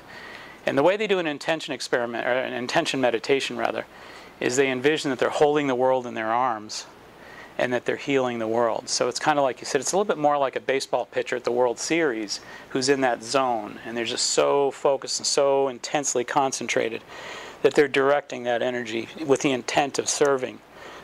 You know, Buddhist monks, that's all they live for, is to serve, and they're very intent about making a difference and serving. So their intention is reflective of this incredible beam of mind energy that they send out into the world. But anyway, they're able to capture these gamma brainwave bursts from these monks, which is astounding. So, you know, what you learn from that experiment and from that whole suggestion is that you and I have this remarkable ability to direct, you know, healing to ourselves or to someone else. Another really good book that I'd like to recommend too is Dr. Larry Dossey, Reinventing Medicine, great book. Beyond Mind, Body to a New Era of Healing. It's about non-local medicine. So the idea that we can take the energy work that we're doing here and we can direct it to somebody at a distance. And the studies that are in this book are, I think, pretty remarkable. And I think they clarify that there's no question that there's a very real potential for directing energy, not just to your own kidneys, but to somebody you love a long ways away. So you're referring to like remote? Yep, non-local or remote. And therefore, you know, it gets into a lot of the work that I've been doing for 30 years. I have a lot of people that I work with overseas that I've worked with a variety of different conditions where we surrogate it. We surrogate the work. So we have somebody basically stand in and we basically work on somebody who's living in Germany or England or whatever. And you get remarkable results with it. Another great book is Bruce Lipton's book, The Biology of Belief. Everybody knows about that book by now. But together these are really a good compendium, a good group of books. So once again, The Body Electric by Robert O. Becker, Vibrational Medicine by Richard Gerber, Reinventing Medicine by Larry Dossey, and The Biology of Belief by Bruce Lipton. All good books that help sort of support the cause. So anyway, the answer to that is you can certainly direct that energy. All right, any questions about the supplement program, about the way you put your supplements together? Any thoughts or questions about that? Anybody need any information? Yeah. I just have a general question. Go ahead. When you're doing the +1 +2, Yep. you go one past So where the breakdown is, say that's at 5, subtract then 1. there are 4? Yeah, you subtract 1 because if somebody basically goes down at 5, 5 isn't a positive number, 4 is. So you always subtract by 1. What about when it's negative? Well, you always go right up to the point where you break and subtract 1. Still subtract, no matter what you subtract. Always subtract 1 because you don't want the negative number to represent where you're at. The other thing I wanted to go over is the next page, the EMT spinal system page. Over the years, I've actually given I continue to forward a lot of information to chiropractors in the community because they'll have patients that are going in for chiropractic and structural stuff, and you can literally just do call-outs straight down. So you can call out C1, 2, 3, 4, 5, 6, 7, T1, 2, 3, 4, 5, 6, 7, 8, 9, 10, etc. And it's also really fascinating to see how this comes out because if you've already scored up all your other goodies, you've already basically scored up your food chart, you've scored up your energy field, your diagnostics for that patient. Now what if you found out that they had some thyroid sensitivities, and then by the time you arrived at the spinal system, you lo and behold found that C5 was a problem? You might see some corollaries, which is always kind of nice. Like I said earlier, you want to get as much global information about the patient as you can. So the structural sort of helps us sort of round out that picture a little bit. You can expand on these too. You can, in theory, just work off spinal areas, and I always ask the question whether it's bone or whether it's muscle. If there's a problem energetically in an area, that's all we're working at is energy. So if you're finding out, for example, that let's say C3 is out, cervical 3. So if you say, okay, cervical 3 is out, arm goes down, does that mean that it's subluxation? Do you need to go to the chiropractor and get readjusted? Or is it the splenius capitis muscle areas in there that are all locked up and not allowing the movement of energy to flow there? You may find that it's not structural at all, that it's just muscular. You may find that you can go in there and just massage real deeply and do some some Chinese deep tissue massage at cervical 3 bilaterally with your thumb and your forefinger. And you might find that you retest that and it opens right up. But you can ask, is it structural? Is it subluxation? Or is it muscular? So you can differentiate that. All right, next page. This is pretty interesting, epigenetics and nutrigenomics chart. These are expression pathways. If you study the human genome and you want to kind of work at an energetic level at tapping into some of the genetic response possibilities, you've got simylation, ubiquitination, phosphorylation, glycosylation, methylation, acetylation, urmylation. Those are the primary expression pathways that we're finding in a lot of the genome research, the human genome research, that are sort of at the expression root of all diseases. So it's sort of like saying that when we're born with these torpedo bays, these torpedo doors. And everybody has them, the torpedo doors of glycosylation, methylation, etc. And each one of these doors is really important to try to keep closed, because once they start to express or open up and to express themselves, then the genetic expression of whatever your potentials start to manifest for Parkinson's or whatever it is. So, the objective is to kind of tap into whether or not you are balanced or deficient or overexpressing in any of these areas. So we've done remarkable work over the years with these as well. Down below is the nutrigenomics charts that, to date, these are the supplements that have been found in nutrigenomic research, and a lot of the human genome research, to be difference makers in terms of reversing some of the expression pathways. In other words, there's the great Dr. Linus Pauling from Oregon State University, all the great research that he's done. He's the gentleman that basically did all the vitamin C, all the real formal vitamin C research, and was nominated for a number of Nobel Prizes. But Dr. Linus Pauling basically refers to this whole process as a molecular process of creating a supply of nutrients so that you're basically filling in gaps. He has a big term for it I'm not going to get into, but that term basically means that you have these nutritional gaps. If I have a deficiency of folic acid, then my methylation processes are not going to engage. If I have a deficiency of lysine, my acetylation processes are not going to engage. So in other words, there's the idea that you have to make sure that nutritionally these gaps are properly supported so that these expressions are not manifesting. So, just come up for 1 second again. So if I have the opportunity to work with somebody who resists good and strong, simulation, ubiquitination, phosphorylation. So I go phosphorylation. So if I say phosphorylation deficiency, excess. So I've got an excess of phosphorylation.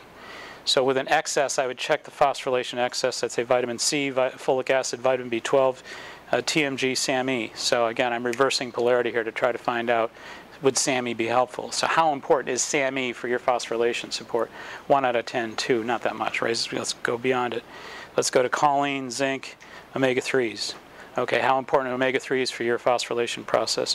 1, 2, 3, 4, 5, 6, 7. So again, we go through that whole chart the same way. All right, so the objective here is to kind of find out where the gaps are, where the weaknesses are that could be expressing themselves. You know, people are always concerned about that genetic potential because granddad had this problem, grandmom had this problem. Our family suffers from. It's been a big, big thing in the American healthcare picture for as long as I can remember. It's a big picture. Even if you look at J. Craig Venter, I don't know if anybody's ever read any of his work, but he's the father of the modern human genome. J. Craig Venter says that genetic determinism is dead. That we have to stop blaming genes because of the way genes behave. You can change the behavior of a gene, as we said earlier, in 0.7 of a second. So a classic case in point is, in our family, there's a ton of like cholesterol problems, triglyceride problems, and heart disease. So those folks who eat at McDonald's all the time and those folks who don't exercise and don't take care of themselves are most inclined to obviously lose out to their pathway expression. But what J. Craig Venter says, look, it's really more about behavior, diet, etc. Because those folks who do exercise and those folks who do eat really well and those folks who do really meditate, etc., are going to find a very different sort of response. They're not going to have the same degree of probability for expression of the heart disease pathways. So, you know, the key really here is to realize that, you know, it's good to know what your map is. So I've given you kind of a pretty complete packet to find out what your mapping system is energetically so that you can actually try to work with it and make a difference. Learn from it, communicate with yourself, and ask yourself how your genetic tendencies are, what your weaknesses are, what your strengths are, etc. Any questions about that page? So once again, you just go right down the page, you check for excess or deficiency, and then you work with the nutrients to find out how you plug in the nutrients. Now, one of the things you saw that we could do is reverse the polarity, because all we're doing is asking questions. We're dowsing, you know, we're kind of biofeedbacking here. So I always say that when you have a lot of variables, if you're going to go through testing 25 or 35 things, you don't want to like be tug-of-warring all day. So let the arm go, let the arm go. The objective is to say, okay, when we get a winner, the arm goes down. Okay? Do you know what I'm saying? You switch up your... You switch up your yeah, exactly, because you don't want to wear yourselves out. So you just switch the intention of what you want. Yes. All the person and your... Exactly right, yes. Yep, and you tell that person you're doing that. All right. The other thing, too, here is that we have what I call the EMT Life Force Sound Meditation Program. The next page, Personalized Sounds of Power. Anybody who's familiar with Wayne Dyer's work, anybody who's familiar with the work of the power of mantras, the power of sound as an energy medium for altering vibration, altering energy. You know that there are brainwave bands, epsilons, delta, theta, alpha, mu, beta, gamma, hyper gamma, lambda. That's the full potential spectrum of brainwaves, and they're defined there on the right. And then there are sounds of power that Wayne Dyer and that many, of course, the Tibetans, the Buddhists, the Taoists have talked about for centuries on. And they talk about the power of mantras as being able to make a significant vibrational difference at really clearing. And again, disease is at any level, whether we're talking about dis-ease, psychologically, emotionally, mentally, spiritually, physically disease, we're talking about energy blockages somewhere in the experience of the person's field. So what Wayne talks about in his book is he's talking about his book about intention, the power of intention, I guess it is. He talks about they've studied mantras over and over and over and found out that the keys to mantras seem to be vowels. Because if you think about virtually every mantra, Om or whatever, every mantra you can imagine has a real emphasis on vowels. So sounds produce power. Of course, the Taoists refer to them as words of power. So when you think about you doing a mantra, you reciting a mantra to try to kind of align yourself energetically or strengthen or fortify the potential for movement, fluid movement, wellness, mantras are an important way to do that. So instead of a generic approach to, hey, here's a great mantra that they practiced in the Tibetan monasteries. I love that mantra. Well, it may or may not be a really superb mantra for you specifically. But again, I always say that when you're muscle testing, you can go through your vibration powers, your specific sound. So I have you raise up your arm, I'll say A, E, I, O, or reverse the polarity again, and you get a specific mantra there. Frequency of repetition per minute, 3 times per minute, whatever it is. Hold the pronunciation of mantra for how many seconds, repeat the mantra for, et cetera, et cetera. So we basically have encouraged people to tap into their mantras and get real specific about what they can do for themselves. Mark, how are you using the brainwave band list here? What are you asking? Well, all we're doing is we're basically just sort of saying, and everybody's always within the same reference, but, we're asking basically where the brainwave imbalance is. In other words, where is your present brainwave state? Okay, and if your present brainwave state is beta, for example, we know that you're too stressed out. That's all we're looking to do, is really get past the beta question, I guess. And nobody's ever anywhere other than beta. Occasionally you get some alphas, but for the most part everybody's in beta, which says good idea to find a mantra. And That's what you do. You muscle test them this way just to get a kind of a overall. Yeah, and again, you keep a straight up polarity, and you find that 99% of the people you're testing are going to go down with beta, because most people are in that beta place. Sounds of vibration, again, are the real key point to you tap into your Anybody want to do it? Yeah, come on up. Sorry. It's all right. We'll do both. I would last you. We'll check you out. You guys are all going to work with us anyway. You already know? Or you don't know? No, I probably do know, but that's... All right, raise up a bit higher. All right, so let's just actually go right to your sound of vibration. So A, will reverse the polarity. When we get the one that your body resonates with, the arm's going to go right down. So A, E, I, O. Raise up again. A, E, I, O. All right? Pretty clear? Resist good and strong. So how certain are we that O is exactly what you want here? It's 1 out of 10, 2, 3, 4, 6, 7, 8, 9. Plenty of resistance there. Raise up again. So we've got O. Resist good and strong. So I would just kind of simplify here and say, will that ever change for you? Would it be in your best interest to do it for a while and then retest? And no, it looks like it's yours for a long time. Resist good and strong. So you would do O for roughly 1 minute a day, 2, 3, 4, 5 minutes a day. Roughly 5 minutes a day. Preferably in the morning? No. Preferably in the afternoon? Yes. Or evening? No. So preferably in the afternoon. 1 o'clock, 2 o'clock, 3 o'clock in the afternoon to be exact. Raise up. That's my crash time, too. Yeah, there you go. Get that cortisol neutralized. So when you say O, should you just go O? Well, yeah, but how about finding a key? How about, no, just O, just the vowel, yeah. Because you know what happens with consonants whenever we check consonants? That. Consonants have no energetic value at all. Interesting. So if we... Oh, it's going to be home? Well, here, I'll show you in 1 minute. So we're going to do that in the key of A, in the key of B, and the key of C. Okay, so you get a little pitch pipe, or you get a little mouth organ or something like that, or a piano or a guitar at home that you can tune into. But you're going to do O in the key of C for 5 minutes, 3 o'clock in the afternoon. All right? Set my watch. All right, resist good and strong. Now, watch this. So let's kind of play with this for a minute. Let's go back to your question. Let's take the very reverent and beautiful mantra of OM, Om. Resist good and strong. Keep your head straight. Close your eyes for me.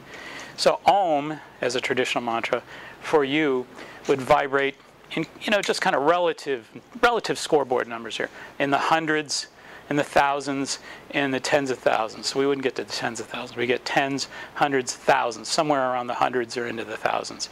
How about just straight O in the key of C, 5 minutes a day, 3 o'clock. Tens, hundreds, thousands, tens of thousands, hundreds of thousands, millions, hundreds of millions. So you can work with that. But again, everybody can do that on their own. Everybody can kind of play with this. Now, you have to keep in mind here, too, that a lot of this is, from my end of life, very subjective. So what started off, as these kind of sort of innate understandings and theoretical posits about these things have become developed and worked on with thousands of people. The feedback is remarkable, but this I have greater feedback from virtually any other part of my work. Unbelievable. Can I just interject here? Yep. Because I had a really interesting thought, because Chrissy and I are both midwives. And one of the things women do on a very primitive level when they're birthing their babies is go, Yep. or oh, or, you know, and sometimes course. we try to say, oh no, but say it this way, and now I would never do that again, because we clearly are just primitively choosing whatever vowels I they completely agree. need to energetically get their babies born. And you're not going to test them at that point in time anyway. Not usually, unless they're doing it remotely. Yeah, but maybe early on in your work with them, you might think about it. Right, absolutely. So- But I feel like they would choose on their own. I mean, it's a very primitive, Probably instinctive in- thing. They're not yeah. given direction. They are so on planet Birth at that point. Yeah, Doing absolutely. these I things. agree. So Absolutely it's really agree. interesting. So again, when you work with these, you can take these forms home, and you can expand with these and kind of replicate these things over and over. But you can get as detailed as you want with it, and you can go beyond what we've done with these things as well. Let's go to the next page. I'm just going to try to get you guys set up so that in the afternoon we can pair off and you can work with some intensives and kind of try to feel this, experience it, and try to define some of your own personality, your energetic personality. This is what I refer to as the internal Shen test. Now in Chinese, Shen means spirit. So we've done things for body, we've done things for mind, and now we're going to kind of work on a deeper level. And we talk about spirit as being, in Chinese medicine, the soul is said to live in the liver, the spirit is said to live in the heart, reside in the heart, and the animal mind, the desires, say to live in the lungs. So there's visceral connections with these things. So when we think about anger, we're talking about liver function at an energetic level. Sadness, we're talking about grief and sadness in the lungs. We're talking about fear in the kidneys. Okay? And what you can do with these is pretty simple. You basically go through the emotional scale 1 to 10. So whatever it is that scores on a high number is essentially trying to track down where the energies are most, what would I call them? Most potentially damaging. Most disabling, I guess I'd say. So if anger is your most disabling energetic emotion, you're going to see an 8, 9, or a 10. But you'll get your numbers. Again, sadness, 8, 9, 10s. Any of those high numbers are indicative of areas that are very deep internal energetic problems. Then you move through your scale, your root scale, mother, father, family, culture, world, as being those energetic influences that can have an influence. And then you can work through the age perspective on this too, at whatever given age is now. That's the diagnostic part of it. The most important part of this exercise that I've ever engaged in, and it just blows my mind. You can actually then, at the end of this process, when you've diagnosed this, to simply be with someone and say, look, close your eyes, and just simply with the intention, now that you've actually identified some of your your deepest inner roots energetically, now I want you to kind of connect with the reality that you have the inner power to cleanse these, to release them, and to energetically open up and let the movement of energy once again flourish in your being. So the idea is that you can diagnose it, if you will, or identify with it. But perhaps more importantly than that, you have the ability to release it, cleanse it, open it up, heal it, and to get the energy moving once again through mere intention alone, the power of intention. So these are exercises that enable you, through your higher intention, to really alter, to understand your energies first, to diagnose them, to understand them, to tap into them. Because we spend most of our lives racing around them, and masking around them, etc., and it just doesn't work. It doesn't work. So the objective ultimately is to get to that place where you know exactly who you are, what you're dealing with, and then let the spirit of your love and your highest level of healing intention come forth and really make the remarkable difference that only it could make. And there's no greater healer than the healer within. So it gives the healer within an opportunity to do that very thing. Any questions about that at all? Will you talk about some ways down the road of how to, once you've come to the diagnosis of then how to,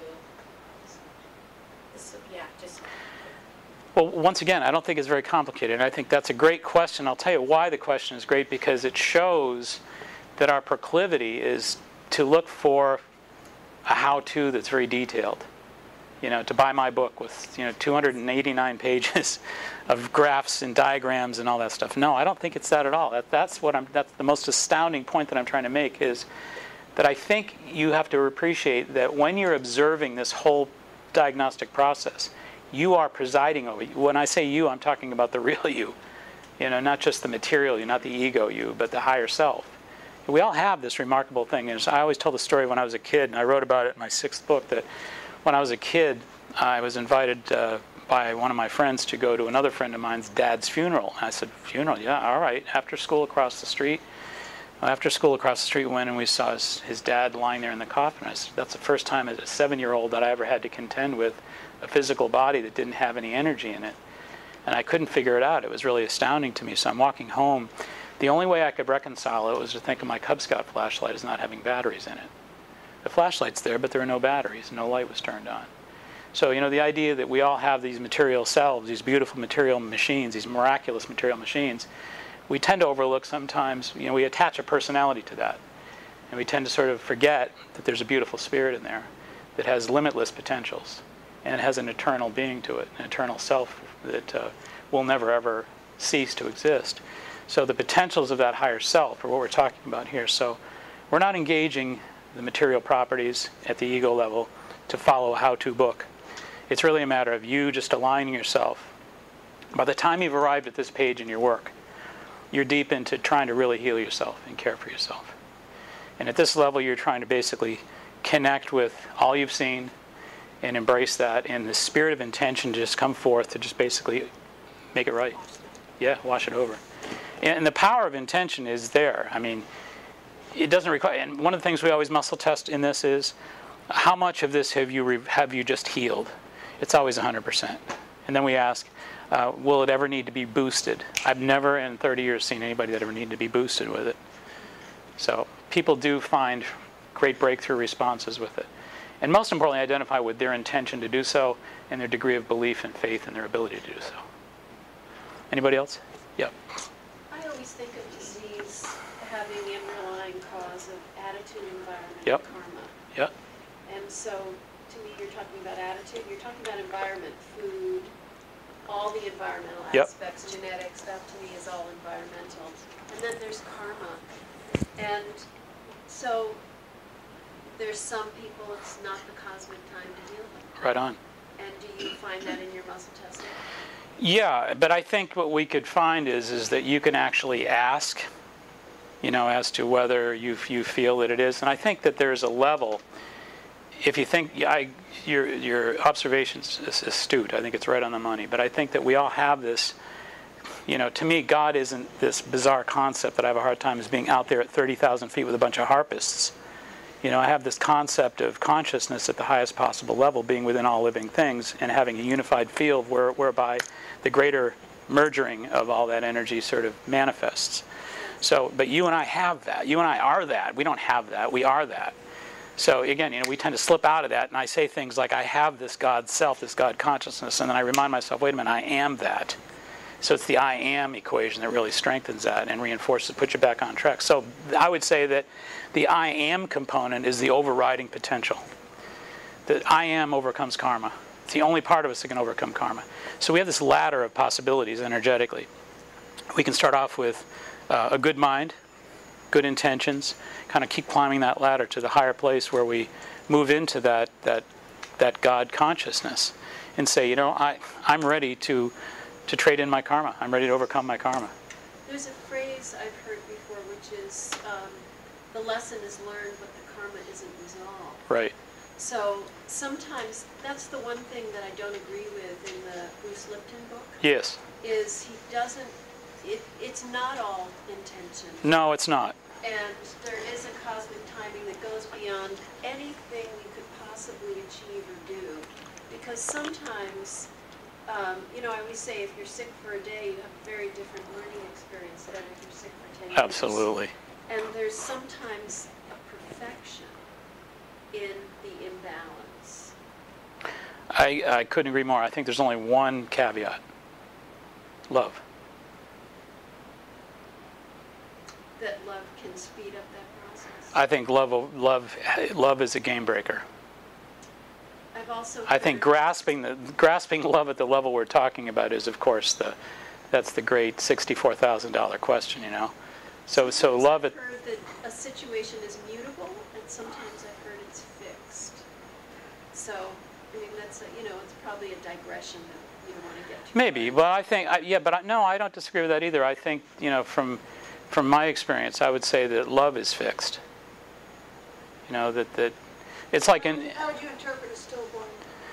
well, let me start off by saying, you know, If we take out mother's issues and so forth. Yeah. That's There are too many individual potential Yeah. circumstances to have one example. yeah. But I go back to the idea of Taoism, you know, just something that I'm comfortable with as a reference point. Taoism to me says that only the Tao is singular, whatever you want that to be. So there is a singularity in the universe, and everything after that is dual. Everything after that is yin or yang. You know, dualistic possibilities are limitless after that. But there's only one singularity, and that is the Tao. So what is the Tao to me?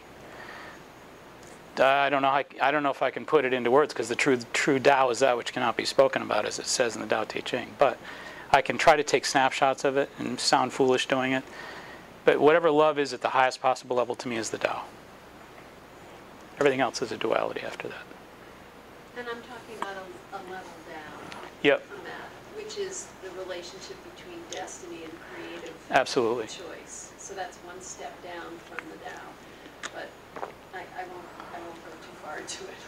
No, it's good though. I'm glad you Yeah. did that. So to me, there's some things that are destined, Yep, and that's not about the Tao. It's in our everyday material life, there's some things that are destined, and there are Right. other things that are very flexible. and Absolutely. changeable. absolutely. But I also think that, you know, that there is the ladder that I talked about, the ladder of consciousness. And I'm not saying I know where that is, because I don't. I can't define it or describe it, as I said. But there is a ladder of consciousness. And at the top of it, to me, is the Tao, whatever that means, you know, because I don't know what it means, but I sense it and feel it. And is it accessible? Yeah, I'm not sure that I can tell you how to get there either, but We all access it. I think we do. I'm not sure how we do, and I'm not sure that I can hand you any papers on that, but I can say that from that perspective, you know, it's like when you talk about this part of the healing the program, that there is that the intention behind this was that the Tao is there somewhere for everybody, for each of us to express through that part of that part of the program. So, all right. Any questions about we've covered? Yeah, go ahead. I actually have three, this is really. Yeah, go ahead. Yep. On the very first page on the life force Yep. analysis. Yep. I need to know what CER refers to. I think the atlas is, I'm thinking of piece of the circle. Yeah, it is. Yeah, it is. Yeah, I'm not familiar with Yeah, this. those are actually kind of chiropractic references, but let's see here. In fact, let's talk about some of these real quickly. Let's see. Thyroid, T1, T3, T4 hormone, hypothalamus, parathyroid, pituitary anterior, posterior, thymus, adrenal cortex, adrenal medulla. And just for references, adrenal cortex is your day-to-day stress. It's the day-to-day manner in which you deal with your stressful issues. Your adrenal medulla is the long-term wear and tear. It's kind of your long-term experience with stress. Left hemi, right hemi, cervical bridge. We talk about the cervical bridge more from the Chinese medicine perspective. You can just put a hand back and block the cervical bridge as a means of determining whether or not there's emotion that's overriding a lot of the readings. Okay, so cervical bridge is an emotional reference. Bacteria, yeast, virus, mold, parasite, B12, folate, iron, cerebellum, atlas, and towers. Cerebellum is governing vessel point in Chinese medicine right here. That's the electrical point. Okay, so a lot of Parkinson's, neurological conditions, ALS, things like that are often measured here. So if you get a weak response here, then you want to look further. I'll tell you, in fact, real quick. I'll get a volunteer just for a second. You want to come up? Sure. You're the only person in the front row that hasn't. I know. Thanks, guys. Sorry. All right, what's your name? Alice. Alice, okay. I'm going to have you face the wall there for a second. So cerebellum, in fact, let's face this way a little bit more. Cerebellum is right about here. Governing vessel 21 or so in Chinese medicine. So thank God it's nice and strong. A plus 1, 2, 3, 4, 5. That's great. All right, so that's cerebellum. Atlases are going to be indeed right behind the ear here. Kind of right where my thumb is. Okay. Towers, really the upper trapezius area that often gets really up and tight for everybody. That's stress. These stress areas. That's gallbladder 21. Gallbladder 20 is the atlas point. Gallbladder 21 is on the upper trapezius area. So governing vessel 21 gallbladder 20, gallbladder 21. These are important points. And like I said, if there's a sensitivity here at governing vessel 21 or cerebellum reflex, the next thing you want to do, if this is weak, is have them bend the arm here, open up. There are 14 phalanges, these little phalanges on each finger, 1, 2, 3, 4, 5, 6, 7, 8, 9, 10, 11, 12, 13, 14. You want to pinch these, make a fist here, and you want to pinch 1, 2, 3, 4, 5, 6, 7 is out, raise up, 8, 9, 10, 11, 12 is out, and 13, 14 is out. So there are 3 of those that are out. So I always say if the cerebellum reflex is out, there's weakness at the cerebellum, weakness at atlas, and weakness at towers, and then there are 7 or more phalanges that are out, then you've got some serious problems that are of a neurological direction. Thank you. Right. So you can check both sets of phalanges, both hands. And these are just sort of adaptations of Chinese acupuncture points because, you know, part of what we do is point work, you know. The other thing I wanted to talk about earlier is, and I forgot to, is we talked about, you know, holding foods up. You know, sugar, like we said, is a really important point. There's also different, when I first started doing this, I told you I saw Dr. Campbell actually use whole foods. I thought, wow, that's fascinating. And then one of the companies that I worked with produced these homeopathic vials. These homeopathic vials, this is casein or milk protein. This is a fungal vial. This is sodium nitrate. So these are nasty vials. But anyway, they're homeopathically triturated. So when we were given these vials, you know, 30 years ago, I said, okay, the Apex company has the intention of putting the drops under the tongue and then basically doing energy testing when people are hooked up to various energy systems and trying to see what kind of energy reaction you got with those. And I said, well, why are they using machinery? Because I thought about Dr. Campbell and I thought about the field. This has a field. I have a field. You're interposing the two, interfacing the two. There's a field reaction. And the muscles are a good way to determine that. And then I thought, okay, these homeopathic vials must produce a field response too. Why? Because homeopathy, if you start with material properties, if you start in this case with, we'll start with casein or milk protein. You start with milk protein and then you start diluting. These dilutions are 6x. So 6x means 60 times.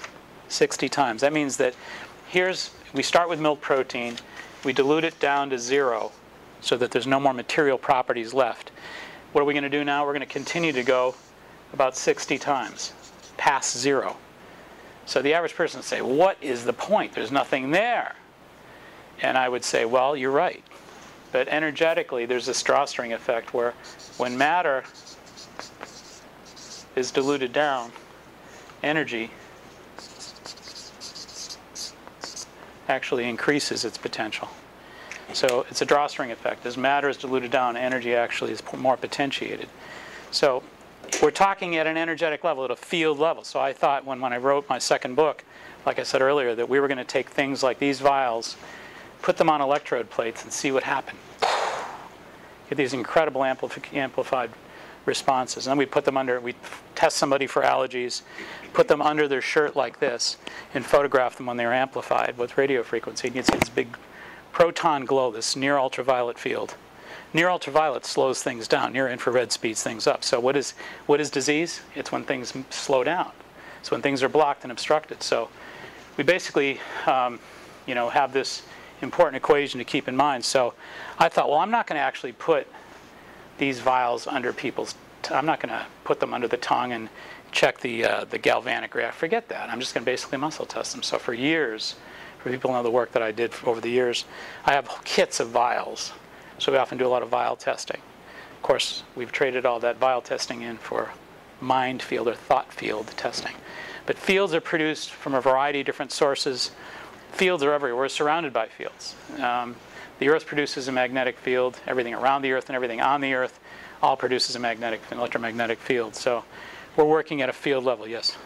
So, a lot of people muscle test with foods or with vials, and you're doing it with thought. Yep.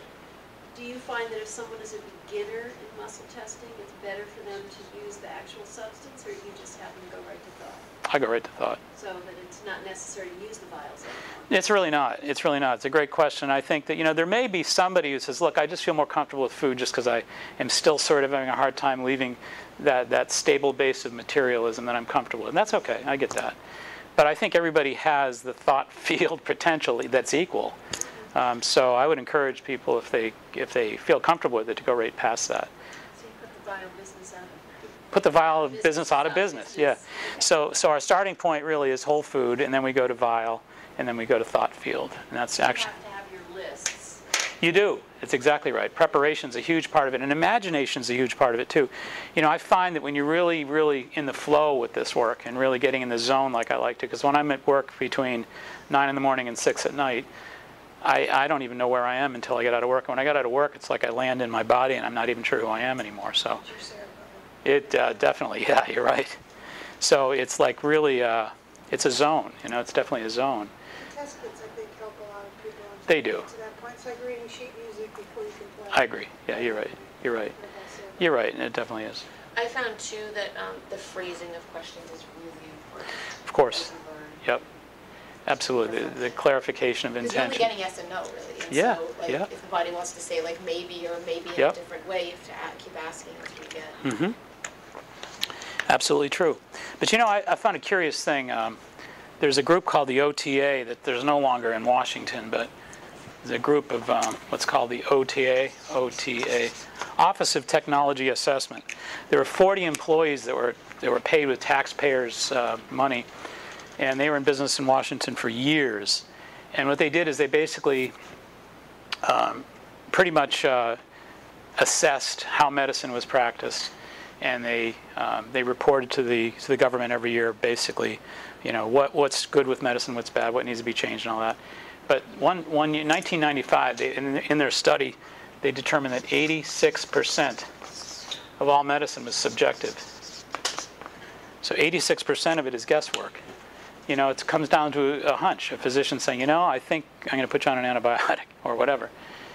So my point is that if 86% of it is subjective, what can be wrong with what we're trying to do here?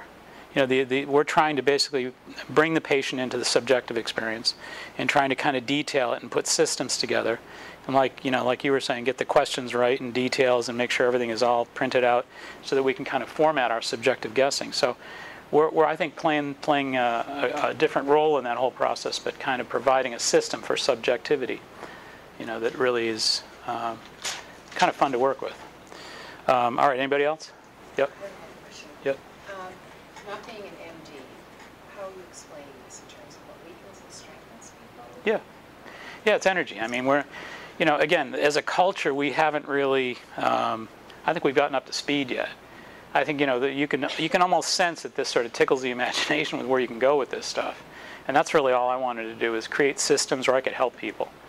So, I mean, I started off with the baseline of nutrition, so all right, master's degree in nutrition. I want to tell people to not eat at McDonald's anymore, But it started to go beyond that. And I started to basically do more Chinese medicine study and work with Master Ni and Tom Tam and people like that. I became pretty good friends with them and learned a lot more of their systems and studied, and captivated by the whole notion of what we are energetically and what the potentials are. And then I look around at this magnificent culture and say, what are we doing?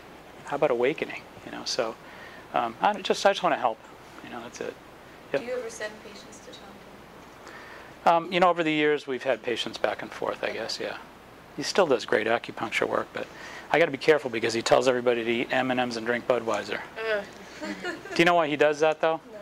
Because he is strictly working at the mind level. And he overstates it in a very enthusiastic way. But his whole spin on it is, if you get your whole energy field right in your mind, you can do anything and be okay. But I don't want to just leave it to that.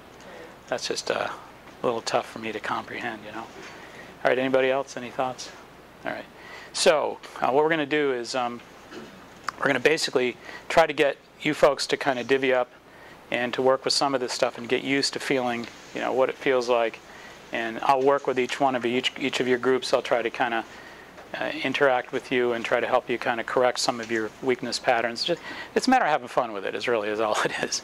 That's the other thing. I always told everybody, back to your question about medicine. Now this isn't, all this is it's an energy exercise to try to tap in. And we're not doing brain surgery with a butter knife here, We're just kind of keeping it real simple and just kind of having fun with energy.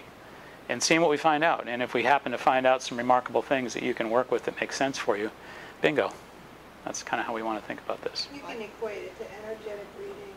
Yeah. The tools, the way an MD reads through an EKG or EEG, we're reading electrical fields of the body that are generated. So they just have to extrapolate that a little bit to say there's other energetic fields we can tap into the body. Exactly. Less disease and wellness. Exactly. I appreciate your comment. I actually am very familiar with a lot of this. Yep. But I've also seen people who are alternative healers get really shut down by government stuff. So that was really more the question of how you can present this to someone. And I think Ellen probably understands what I'm talking about. Yep.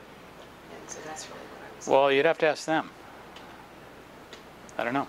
I don't have an answer for that. One of the things I really appreciate about your work, Mark, is how methodical you are. There are a lot of people who muscle test, but they're just not methodical in the way you are. And I think Thanks. the fact that you're so detailed in your methodology really gives a whole perspective of Thanks, how to Ellen. work with it. Much more than that. Thank you. I appreciate that. Well, it starts with the heart of compassion. I tell my practitioners that want to come in and study with me, I say, look, I can show you the mechanics of it, but I can't do any more than that. You have to bring a heart of compassion into it. Because the driving force isn't, I want to expand my mind and become more brilliant here. That's not what I'm all about. But you're taking what you're calling subjective and making it methodical. Exactly. That's not so easy for everyone to do. No, it's not. We But overthink it or we underthink it. Right or on. we just don't get good at it. exactly. People don't want to take the time to be methodical because it takes discipline and the ability to have stick-to-itness. Well, and I think too, the one part of it I think that's really, really important, we only sort of dusted up on it earlier, but I encourage everybody to go to HeartMath.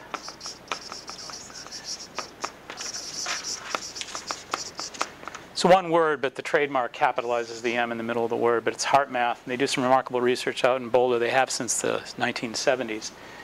The cardiac, intrinsic, ganglion. In fact, you know what? I have a picture of it you can pass around. You're talking about the essay or the AV node specifically or something different? Something different. I got some great pictures of it from HeartMath's site. They refer to it as the little brain within the heart, which those are the afferent neurons. There's pictures of the afferent neurons, and then there's actually the intrinsic cardiac ganglion. Yeah, I'm gonna sure. So you're not talking about the vagal nerve? No. The autonomic nervous system? No. Okay. And what their research has found is we've always thought, everybody please go to that site and check that out though. It's pretty fascinating. But the reason I bring it up and the reason I emphasize it is because I think, and back to Ellen's comments, I think that here's the brain, here's the heart, with the little brain within the heart, and the little brain within the heart. For most of my life, I don't know about you folks, but most of my life I always thought that most of the communicating came from brain to heart. It doesn't. Most of the communicating goes... There's always a feedback. There is an exchange, absolutely, and they talk about that in detail at the site. But their research seems to indicate that the intrinsic cardiac ganglion, actually, I have that backwards. Intrinsic cardiac ganglion does most of the communication to the brain. So, it's almost like to me that, the Chinese talk about the spirit living within the heart. In ancient Chinese medicine, as I pointed out, they say that the liver holds the soul, but the heart holds on to the spirit. It's almost like science is starting to find where the spirit is and how it's manifesting in material form. The idea that there is this little brain in there that actually does all the talking to and evaluating. So in other words, when you and I are muscle testing and I say whatever it is that I throw out to you, I think that's the language of your intrinsic cardiac ganglia speaking to us. That's what I think it is. That's why I think that's so important. I think, if you're asking me what I think's really happening in a way, again, remember I said I started off by observing Dr. Campbell years ago do this, and this is all just kind of still moving through me, and it hasn't stopped for 30 years. You know, and I think that I never stopped digging, or I never stopped reading, I never stopped studying, I never stopped massing information or muscle testing potential. I never stopped. It's like what I came for, you know, and I'm not leaving until I'm done. You just muscle test to see if that's true. Yeah, I already have. I've already done that. Oh, okay. But here's the thing, I think that the objective really is to say that there is something special within us that starts at a heart level. It's all about the heart level. And to me, whether we're talking about the practitioner and why they're a practitioner, and where their passion comes. We use that term passion all the time, very loosely. Passion almost takes on an intellectual sort of aspect. But I think for me, passion is an emotional thing. You know, it's like compassion and passion sort of work together. I'm very passionate about the compassion. So I just want to make a difference here and help. And to me, that's sort of how my cardiac intrinsic, or my intrinsic cardiac ganglia sort of works through my work, if you will, or expresses itself through my work. And I think it communicates to yours.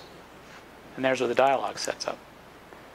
So whenever I interview, you know, potential associates or interns, I always want to make sure that they know who they are and they know where they're actually communicating through. And if I feel that they're communicating through here and they have a passion about their compassion, I know I've got a good practitioner.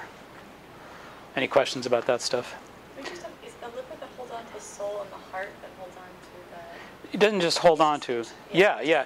The liver is where the soul is. It's during your physical experience that the ancient Taoists say that, you know, it's their theory that inside your liver is your soul. Inside your heart is your spirit, to which I say the intrinsic cardiac ganglia is the expression of all that. Yes, anybody else? Okay, let's take a short little 30-minute or so lunch and let everybody stretch and do what they're going to do to kind of get refreshed. And then we'll meet back here about, let's meet back here about 10 of or so. All right?